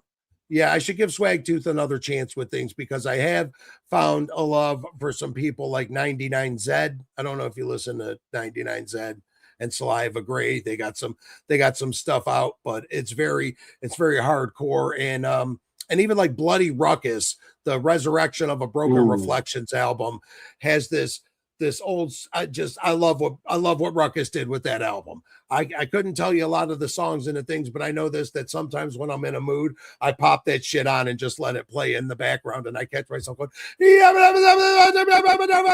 know, and I love it. I love it. Oh yeah, Ruckus is in his own fucking league. He's like one of the fastest rappers, like actually recorded as one of the fastest rappers, like in the fucking United States. I think Oh, he no is the shit, no shit. fast. Yeah. I think he's recorded as like the fastest in Wisconsin or some shit like that. But Yeah, yeah, man, you all know love what? And to that was the fucking thing, right? Ruckus. Like, think about that. Even because this is, I feel like the Ohio music scene now is what the Wisconsin music scene was back when, you know, all that cult shit was coming out. Mm. Back when Dark Half was making a name for themselves. I relate Dark Half and Clockwork E a lot, and not the music, but the way that the fans are drawn to it, and the level of love and support and loyalty that those fans have for those artists. Wicked Wisco was killing shit for a little bit there. Oh yeah, I remember those Wicked Wisconsin like compilation CDs, fucking Force Five Records whenever they first popped up, and they signed Boondocks back in the day, and Yes, yeah, they had yeah. they That was had the guy I fucking had on my Cousin show Cleaner, last night. Was Donnie Polinsky. Donnie Polinsky from Force Five. Yeah, Yeah. and we had a great time. He was a great guest. I didn't know a whole bunch about his stuff, um, but he was a great guest, and it was so fun having him on and getting to learn about some of the stuff that they've been doing. When it comes There- to him, I'm gonna suggest one album. He has a collab album. It's him with Insane Poetry and Chucky Chuck, yeah, and it's called The Nomad. the Nomads. Yes, yes. We were playing some of that. Yes, and it's Yes. great because I feel like when I love hearing stuff like that where people have the different styles, because you know, Insane Poetry, he's IP has this flow about him where um you almost have to like listen to what he's saying in order. You have to like you can't just like hear it and go, oh yeah, I feel that. You have to like listen to it. And then, you know, these other guys are coming in with a different, you know, one guy's coming in a little louder, and it's just, I love the contrast of it when guys do the super groups like that, for sure. Yeah, And of man. course, That was a killer Chucky fucking Chuck, album. he's still doing the Cottonmouth Kings thing. Him, Judge D, and D Loke still doing the Cottonmouth Kings thing and getting it out there. So you know, and I won't say like, oh, you know, with a lot of these guys, I'm not individual fans of a lot of them, but when they all get together and do stuff, I love the contrast and the music that they make putting it together. I'm gonna go get a cup of coffee, but I'm still listening to you. Oh, you're good. You're good. Shout out to everyone that's been kicking it with us. Y'all are the motherfucking shit. We appreciate y'all. Um, Real quick, while he's off camera, I want to let it be known that this Sunday, I know we had said that Carnival Spirits would be reviewing The Knot. Beastmaster got a hold of me today and requested that we actually not review The Knot this fucking weekend because he doesn't think that our live stream will do it justice. He has like a huge plan. So we're going to take a step back, but Beastmaster's The Knot review is coming very fucking soon. And with that, we're back. We're back. We're doing it. I had to go get me a couple of these chocolate Werthers. I like to just sit here and Oh, you're snack good. on camera. So, Yeah, you know what? It's good to see. So, like you said, because you know you guys were, um, you know, kind of quiet for a little bit, and I come back, and you know there was this whole era of YouTube jugging that I feel that I missed out on with the whole pal cast and all of that, and I knew that it was going on, but I wasn't into the YouTube juggalo scene at that time because there's you know a lot of old head juggalos aren't, you know what I'm saying? They just don't. yeah. They come home and they watch their cable TV, they put on ESPN or History Channel, whatever, and they're not popping on YouTube. Holy Holy shit, Raggedy, you get in all the head movies. Every head movie on Friday is going to have Raggedy in it. You are Whoop the whoop. shit. Hell But yeah, yeah. we had to take a step back. Like I had personal shit. My house burned down, so Yeah, I had to that's deal with it. terrible. That's like some of the Yep. worst shit. Like, oh man, I couldn't imagine. Your years and years, your life. You're a juggalo. You're collecting all this stuff, and you can't even put a fucking number as far as like financial Yeah, value of it, the emotional value of it, the ticket stubs, and oh man, yeah, that's fucking yeah, sad. I'm sorry to hear that. yeah. I lost my entire like Juggalo CD collection, and I had some amazing treasures in there. I had like OG AMB shit that like you're not gonna find. I had like their old posters and shit, which that's another bittersweet thing for me is AMB. Yeah, But yeah, because but with that there was a aside, point where they were selling it and I was buying it. I you like know, Blood In, like Blood Out. I'm not gonna lie. There yeah, you go. There yeah, you go. I never got no twisted tats, never got no AMB tats, just hatchet and shit. Um, but there was a time there where, like you said, they were selling it and I was buying it. I liked AMB. The first couple times they came to Cleveland and stuff, I wasn't really feeling them, whatever. But like I said, Blood In, Blood Out, I thought was a good one. And then God's Hand. I'm a God's Hand kid. Like that album is still I don't want to say one of my favorites, but when something from that album comes on, I don't skip it. I let it play out. that's my guilty pleasure. God's Hand is a huge guilty pleasure for me. Like I fucking whip it with the fucking windows down, word for word, singing it, like fucking pointing to people while I'm singing it. I give no fucks. But yeah, Yeah, yeah, man, and it was a, it's a great message. Even friendship remains eternal. Stop hating. That's fresh. mhm, You know what I'm saying? And that meant something. I feel like it meant something at the time. You know what I'm saying? They it did. truly believed it. Now, maybe it faded a little bit since then, whatever. But when they were making that and they were doing that, they believed that.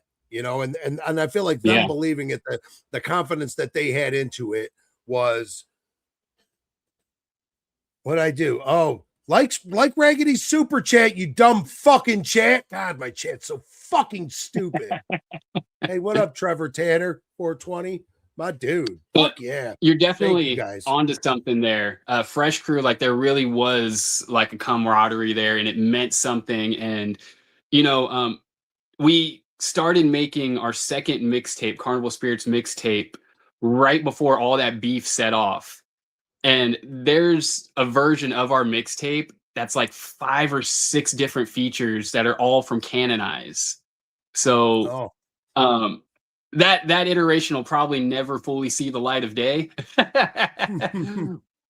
But yeah, like that whole beef thing like really fucked shit up. Like we had to put a break on everything, Um, like we have a couple songs with Bones Dub, which I feel like Bones Dub really got the shit into the stick and all of that. Like, yeah, and not that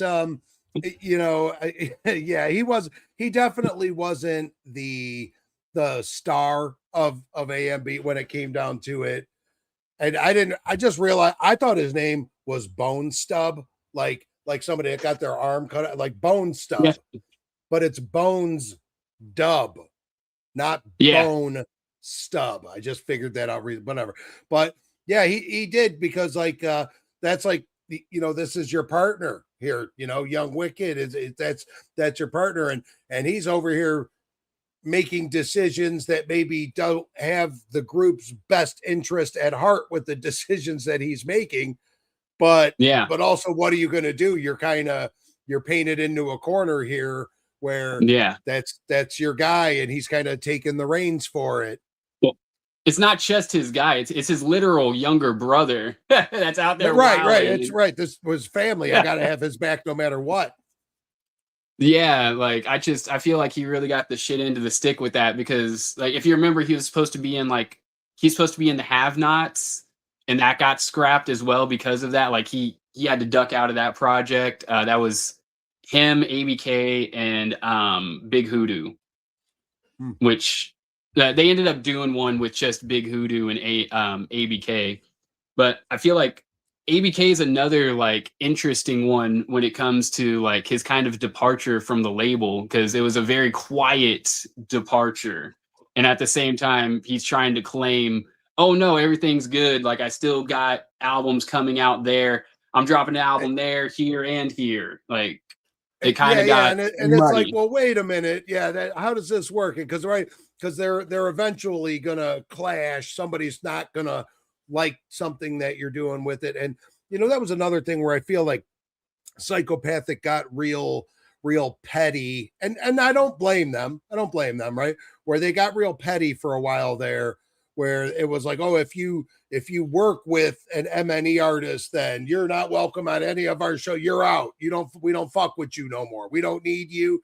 That and there's been a few artists to kind of skate through that. Kung Fu Vampires done stuff with everybody, and there's been some artists that have kind of skated through that, but for the most part, they've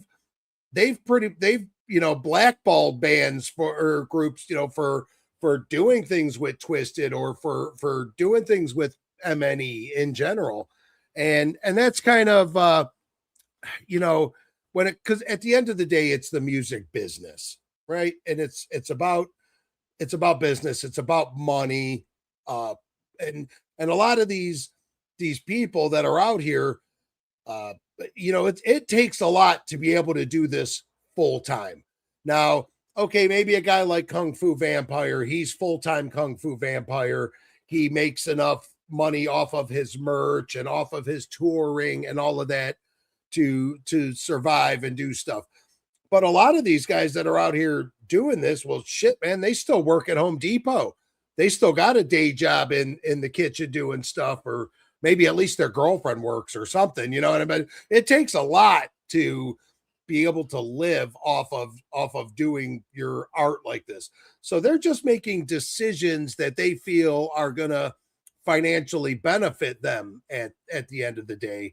And hey, you go over here and you do this with him, and then next thing you know, these guys are like, oh, we're not fucking with you no more. And you're like, well, fuck, I thought I was just trying to fucking do what I just, they're caught in the middle with it. Cause yeah, there's this whole unwritten, fucking Bible of juggalo politics that if you haven't been here for the past 20 years living it, you're not going to know a lot of it. And I'll even tell you, like recently, with the big hoodoo thing, and we've been seeing big hoodoo pop back up around a little bit recently.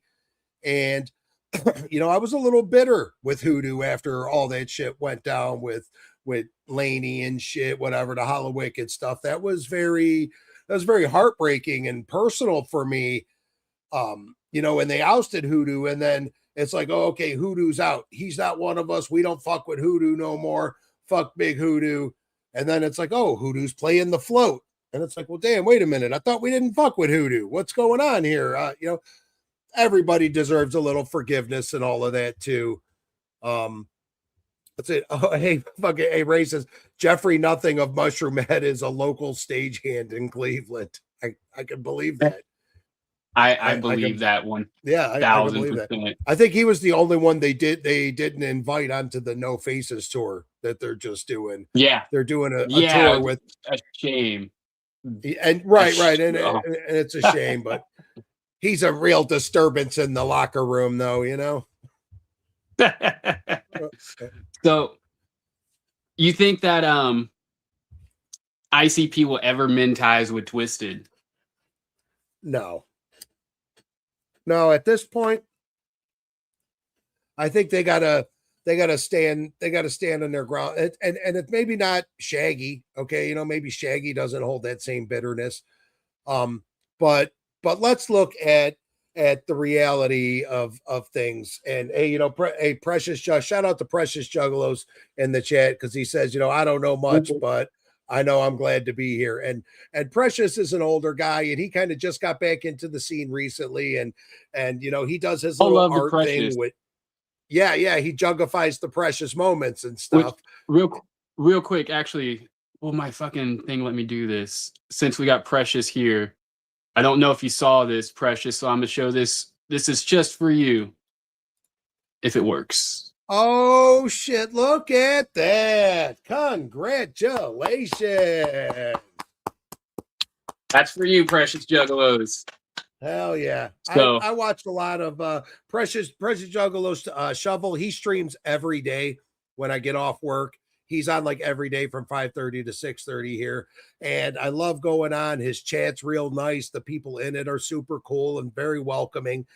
And he's very interactive with his chat. They laugh, they're lighthearted. He shows yeah, you what he's doing, how he's creating these things and bringing them to life. He takes suggestions from the chat on how to do things. which And when it comes to uh, Precious Juggalos, like Don Chaos, I'm pretty sure introduced me. But then my mom started sharing me a bunch of the fucking work, like the Care Bears and shit like that. She's like, "Did you see this? yeah, This is so cool." So, yeah. like, And you know I think what? that's He's a real awesome. level-headed guy. So like is Precious Juggalos like the downest, most knowledgeable juggalo or anything? Like, no, but he's learning and he appreciates what we got here, and he loves being here. And that's all you can really ask for, is that, like, man, if you're going to be here in the juggalo community, love it and enjoy it and have fun with it. Don't just sit around and bitch about the things you don't like, and oh, this person this and these people that and this. Like, if that's all you're doing is just bitching about everything, fucking turn your phone off and go go touch some grass, dude. Because uh Right. the reality of it is, like, the internet jugging is only a very small fraction of what it really is. And like I said, I'm fortunate, being in the hatchet belt, but running across people like that and seeing their enthusiasm and stuff for the different stuff it brings it makes me excited about doing it again. When I drop a little bit of a story and he goes, oh wait, what are you talking about, what's that? And then it's like, oh well, hell, maybe he didn't know about this. Oh, okay, well, and then I get to tell a little. It makes me excited about telling the story again. uh, and Right. that's a good thing too with it. That's it. Yeah, he says, let's just create and celebrate what is created. Yeah. And if somebody's doing something you're not fond of or you don't like, hey, guess what? Turn around, because there's somebody else doing something else over here. And if you don't like that, turn around, because there's somebody doing. You don't have to deal with it. There's so much going on Right. that if you don't like Precious Moments and you go, oh, he's a sissy painting dolls over there, and I'm not into no sissy doll painting bullshit. Well, hey, that's cool, man. You can go over and catch somebody else at Dead Canvas with Timothy Young, where this guy's like pulling out his teeth and his hair and putting them in pictures and like fucking painting them with his own blood and shit. Like, these guys are nuts. There's people out there just doing things. You can find your groove, man. You just got to look for it instead of bitching about what everybody else is doing. Right. Like, I think that's whenever we first started Carnival Spirits, one of the big things was the drama out of here. Keep it off of here. Yes, We don't want yes, to we don't want to put focus on all the negative. Like, if something happens and it's noteworthy, like, yeah, we'll talk about it. You know what I mean? But we don't need to yeah. put a spotlight directly on something negative, hyper focus. Like, it's One thing it's just in spreading negativity. Yes, and one thing that the internet has done, going back, being Jugga famous. Okay, everybody wants to be Jugga famous, and everybody wants their opinion to matter and be heard. Um, but not everybody wants to hear your opinion on things, and that's one thing. Like with my show, I do. We'll talk about a little bit of some bullshit that's going on there, but I always try to keep in mind that, like, that's not the focus of things. Okay, there was some little fuck shit, and I never try to just outright down somebody or tell people that watch my show that I never say, hey, those guys over at Carnival Spirits, they're a bunch of assholes. You shouldn't watch them. I never do that. I never do that with anybody. Watch whatever the fuck you want to watch. A lot of times I even show shit that I don't like because somebody else might like it. They might see it on my show. And there's plenty of eyes and ears and views for everybody here. We're supposed to be a family and lift each other up. And there's so many people trying. And when I came on doing this stuff, one thing I wanted to do was share out music for some of these artists that don't have the means to promote how things need to be promoted. Okay, so like somebody, even take a guy like on Bloody Ruckus's level. Okay, Ruckus, he's fairly popular. He's made a name for himself. But if people aren't, Bloody Ruckus drops an album and he shares it out to his people, and he's sharing it and he's sharing it, and then after a month of him sharing me the same shit, I'm like, yo, bro, fuck, I'm sick of you sharing your shit to me. But if other people start sharing it out and showing people too, we all have to support each other. So if you see something you like from an artist like that he doesn't have millions of dollars to dump into promotional things and get them an ad and these other outlets of things, so they count on the underground. This was my whole idea behind the Spamily era, right? Where if you see Juggalo content that you like, spam the fam, show it, put it out to them. If you hear a song that you like, share it out to the family. It's the Spamily era where we're all sharing each other's shit and finding out about it. And of course, yeah, there's going to be some things you don't like. There's going to be some things you don't like, but you don't have to reshare everything. But if there's something you like, share it to your homies and tell them about it, because we need to be a street team for these underground artists. They depend on us for this. Right. Like It's hard. it's our scene. So if we want to see it thrive, we got to put in a little effort to help it. Yeah, absolutely. And like I said, and I know that, I'm always hyping up Clockwork E, but I also know that that's not everyone's cup of tea. And some people say, oh, I don't like Clockwork E. I don't want someone to hear Clockwork E and think that that's what a juggalo is. They're over there rapping about buttholes and juggalo penis. And, but those guys really do have some deep, deep songs with some meaning to it. And they're actually pretty talented guys. I'll give it to them. So if you run into Kyle, make sure you tell him that I said that. Oh, for sure. I love Clockwork E, man. And I gotta say, like on the Spamily thing, I really feel that. Like before we moved to Vegas and like decided this is where we were staying, we kind of just hopped in our car and drove around, went and visited some homies here and there to figure out, what exactly we wanted to do. Because we didn't have anything holding us down to where we were. We were in California. And my wife Yeah, worked and at it's Big Lots. expensive. It's expensive to live out there. It's Yeah. Yeah, my wife worked at Big Lots though, and they closed in December of last year before last. So we were just kind of kicking it, and like, she wasn't working, and it was like, well, what are we gonna do? Well, let's move. All right, cool. We went down to like San Antonio and shit, but point of my story is whenever I was meeting up with people on this road trip, I was showing them Clockwork E, and that's because exactly what they're I was not big. doing. They are not big out west. And even a lot of, I feel like, West Coast jugging is different than what we do, because the West Coast is deprived of a lot of the juggalo shows. How often does Yeah. Insane Clown Posse get out there, really? Like, even in their heyday of touring, they might come out there once a year if you were lucky, or once every couple. I remember back in the day of them doing all the Hatchet Attack stuff and selling out back-to-back shows in Albuquerque and shit like that. And like, I Mm. thought like, man, like good for them. But the West is just a little different. And I feel like a lot of Oh the yeah. West Coast shit is they're a little, I don't know, the Ohio, we're kind of goofy. we make fun of ourselves and we make fun of shit, and we're not afraid to talk about taking a shit in the mosh pit or whatever, you know. But out west there, they're a little more gangster with their shit, and they're a little more serious with it. So it's hard to like I said, it's hard for me to grasp with it. But I know that, you know, yeah, I feel like they're not really big out there.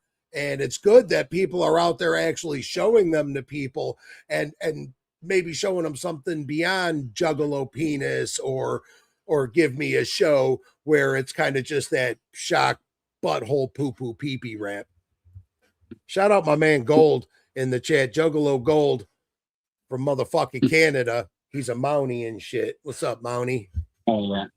Yeah, real quick, gotta give a rest in peace to my homie Trevor. Like, I turned him on to Clockwork E during that road trip, and he passed away since. The last thing we did together was listen to Clockwork E.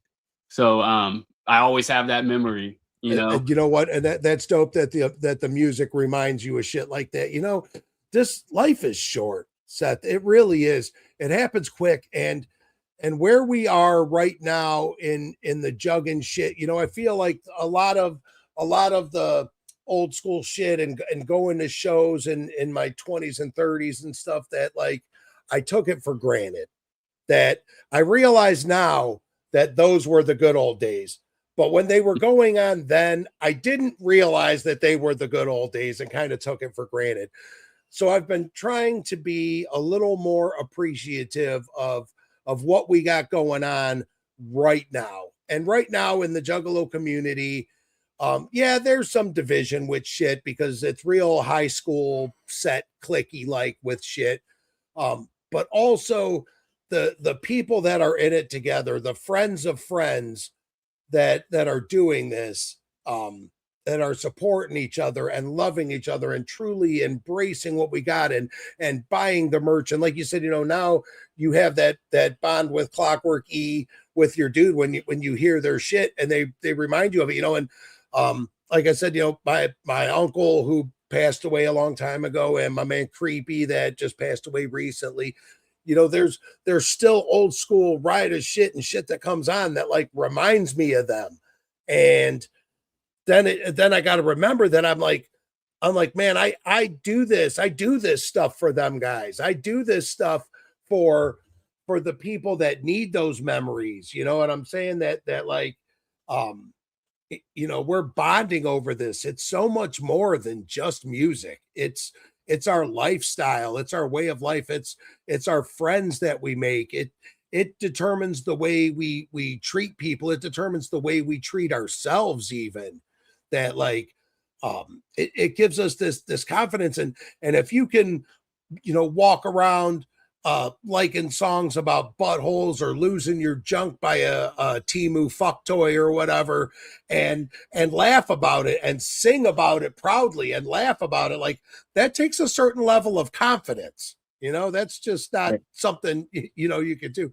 But man, like I couldn't be prouder of what those boys are creating as far as understanding, you know, they came from this. We created them.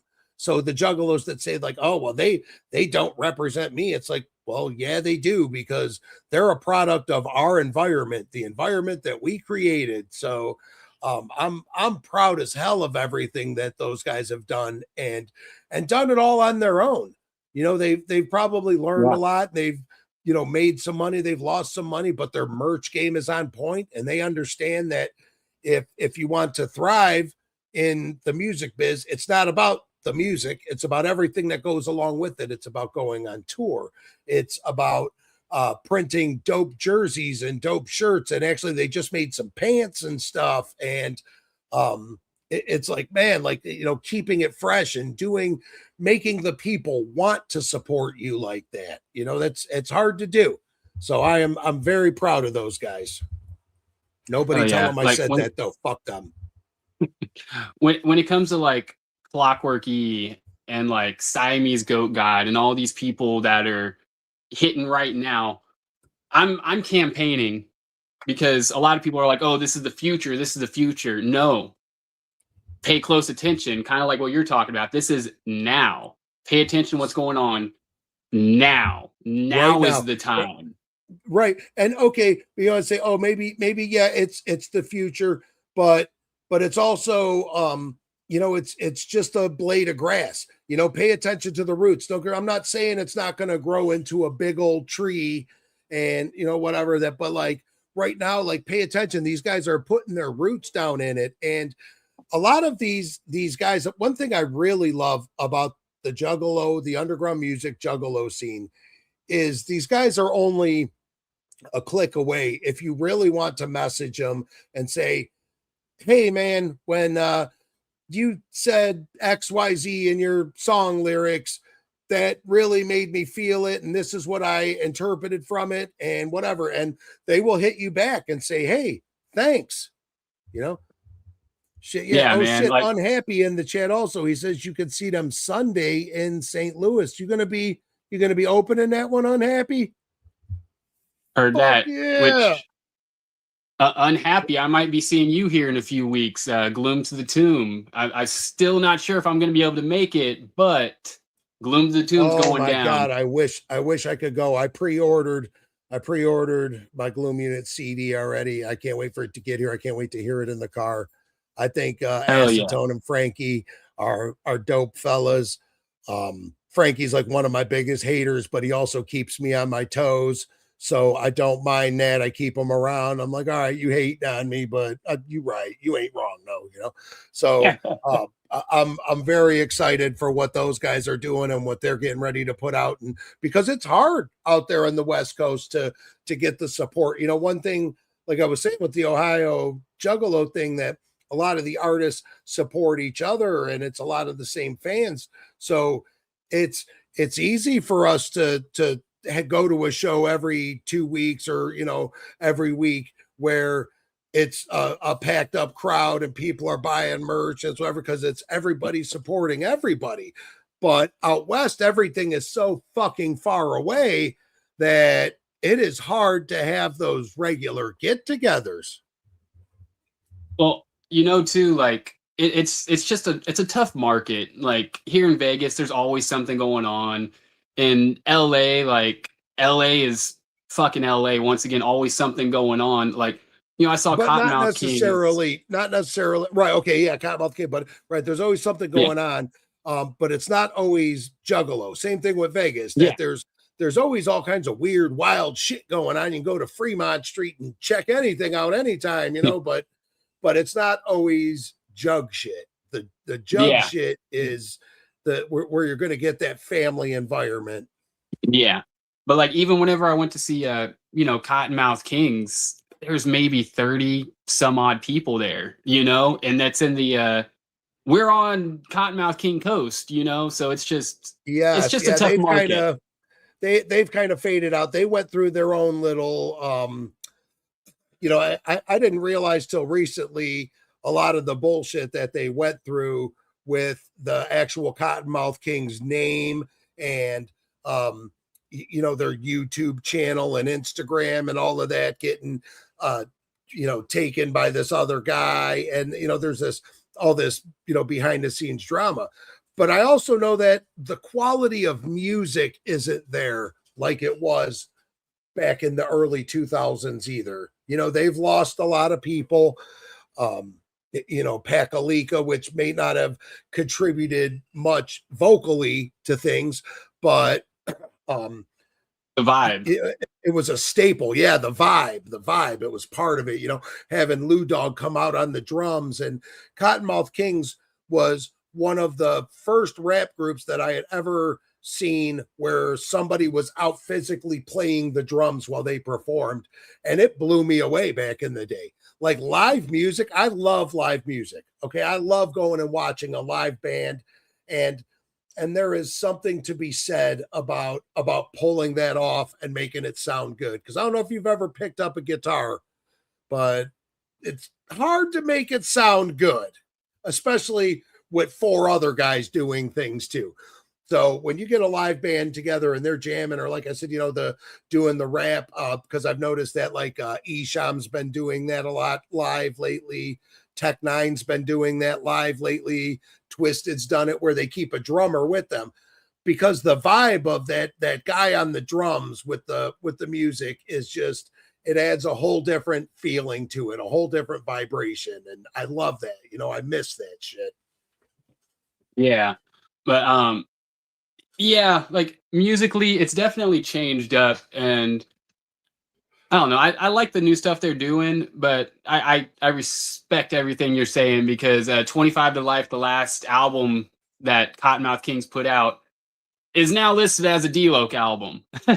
So if that tells Right, you right. everything there. Yeah, I know they've been having a bunch of drama too with Stack Styles was, one of their guys that they're, having this drama with. He released this song. I was on his album, but it's a D-Loc song and he didn't get paid for it and he didn't have the, it's just all this behind the scenes Yeah. bullshit drama, and it ends up getting flooded out, because of the internet, and everybody wants their side to be heard, so it ends up getting flooded out there, and it just takes away from a little bit of the kayfabe of it all. Even Yeah. Violent J coming on with he's a TikToker now, and you could see him without his face paint all the time now, and I'm like, man, I miss those days of, like, there was very hard to find a picture of Jay or Shaggy with their face not painted, and there was this lore behind it, and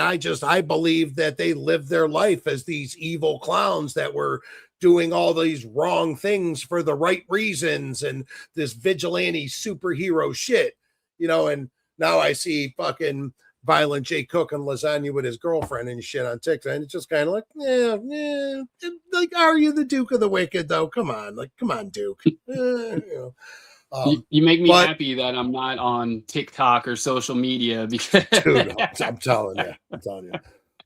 But on another note of that, I don't know if you've seen any of this with Violent J's health concerns, that they've had to cancel the show. They had to cancel the show.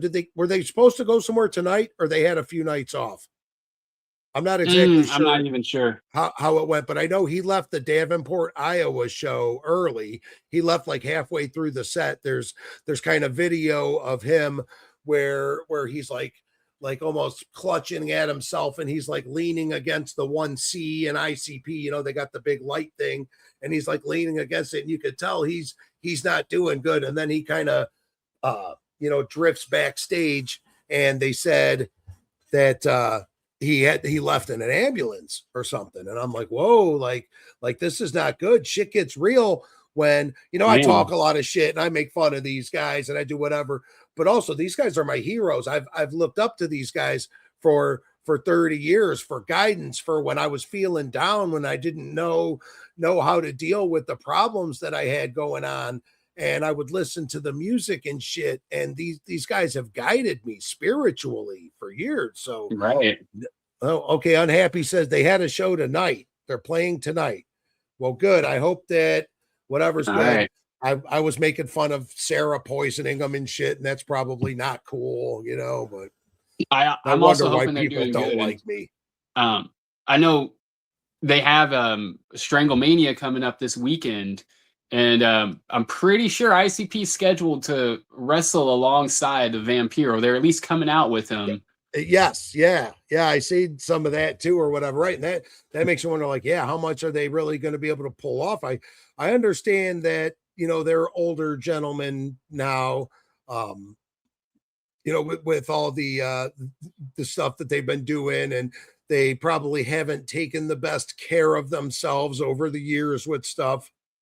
But yeah, I don't wish, I don't want to see anything bad happen to any of these guys. I want these guys to live forever. Juggalos never die. And then you see some Right. shit like this, like your guy going off stage, and it really makes you think, like, damn, we are just all mortal beings, and we should really take the time to love what we have here and enjoy it and embrace it, because I don't want to say it. I want to say bad shit, but hey, they're not going to be here forever. There's going to be a time where there's not going to be a gathering. There's not going to, there's not going to be a next album coming out, because it's not physically possible. And so, yeah, we just really, I'm really trying to focus myself on a lot of the positive things that are going on and enjoy what we have.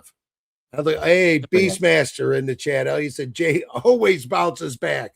You remember? That's It's like the right. old school. I grew up on Hulk Hogan wrestling and shit. Okay, so I remember when they put his arm and they put his arm and then he's not going back down. The fucking Hulkamaniacs are running wild. Right. Yeah, Let's go, Jay. let's go, Jay. Fucking get Jay the fuck running up wild. and get him. Yeah, and that's another thing too. The JCW stuff that has been so great recently. All the things Russo is doing with it, and the different storylines and newer people getting involved. Some of these bigger names. It's awesome. I'm like I said, I'm glad to be a part of it and watch it and see it go down because there's a long time where I just blew JCW off. I didn't pay no attention to it. It wasn't my cup of tea. But now that I've gotten into it, I see the stuff they're doing. I love it. Hell yeah. It's definitely an amazing time, I think, for us to be juggalos. Like, the scene is thriving. We've gotten over the fucking bullshit hump. Fucking JCW is running wild. We got fucking Vince Russo. The clowns are fucking clocking gold and platinum left and fucking right. Yeah. The gathering location is moving. That's another thing is, as a guy that goes to the gathering every year, and I know that, like I said, the gathering is the same, 6,000 or 7,000 people every year, and then a couple thousand new people, hit or miss. They come, they go. But the gathering moving out of Ohio to a new location, I feel, is going to bring in a whole new influx of people that maybe didn't go because they had been to a couple Legend Valley gatherings and they're like, okay, I know what that's about. I've been there. Going to a new venue and making it fresh. That's going to bring some fresh people in. I'm really looking forward to all of that too. I don't even care who's on the fucking lineup.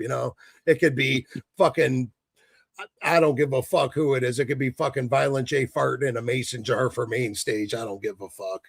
I'm going to be there. Fuck that lineup.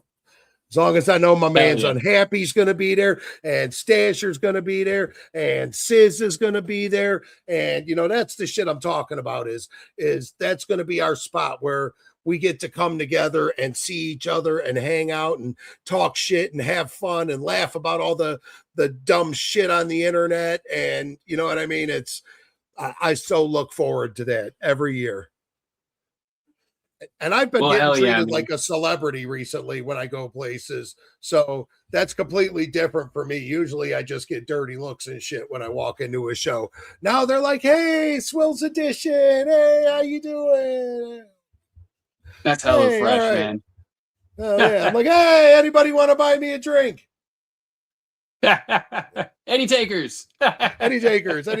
Who wants?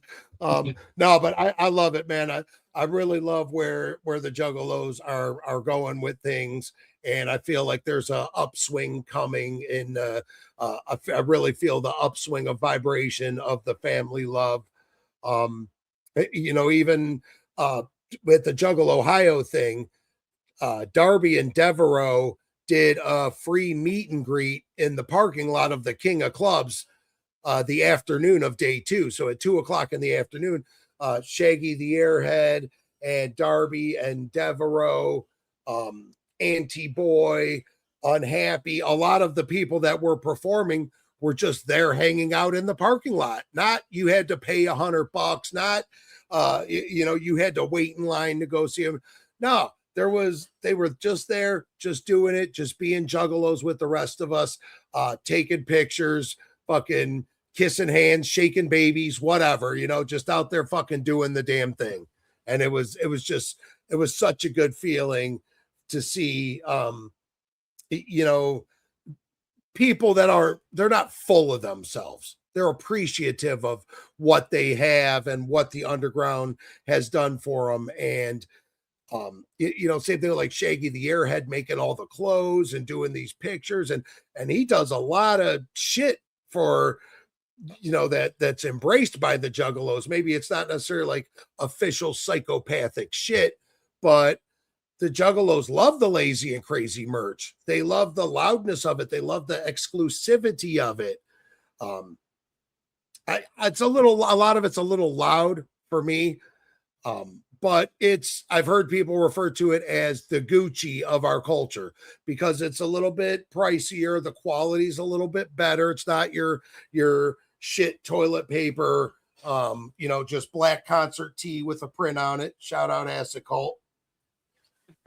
Um, but it's great stuff, and all of that coming together and seeing a guy like that you could just go up to him and go, oh, hey man, I loved what you did here. I love whatever. And they're just very approachable people. And it's great. I love the underground music scene here in the Juggalo world for that the artists don't think that they're above anyone else. They're just us that is out there making music, that's out there doing something, so fucking shout out them. Hell yeah.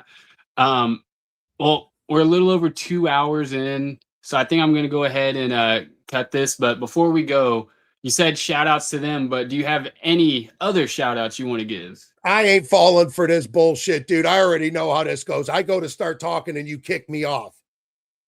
That's how I do my guess.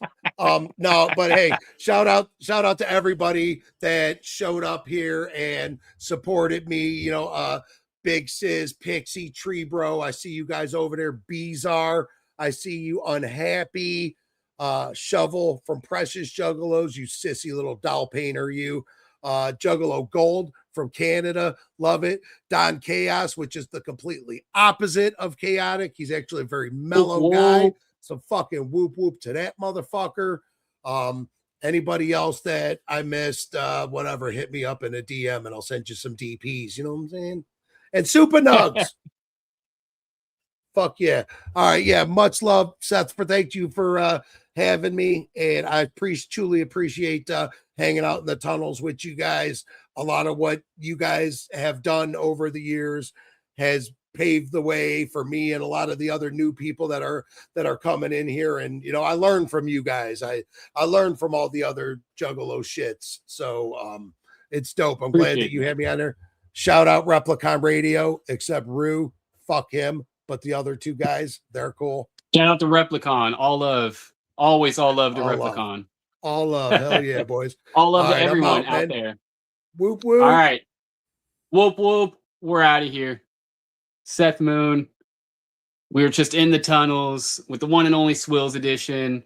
Thank you all for rocking with us. Till next we meet. Always remember, I'm going to steal this from Beastmaster right now. Always remember to fuck the fuck off. Love y'all. Peace out.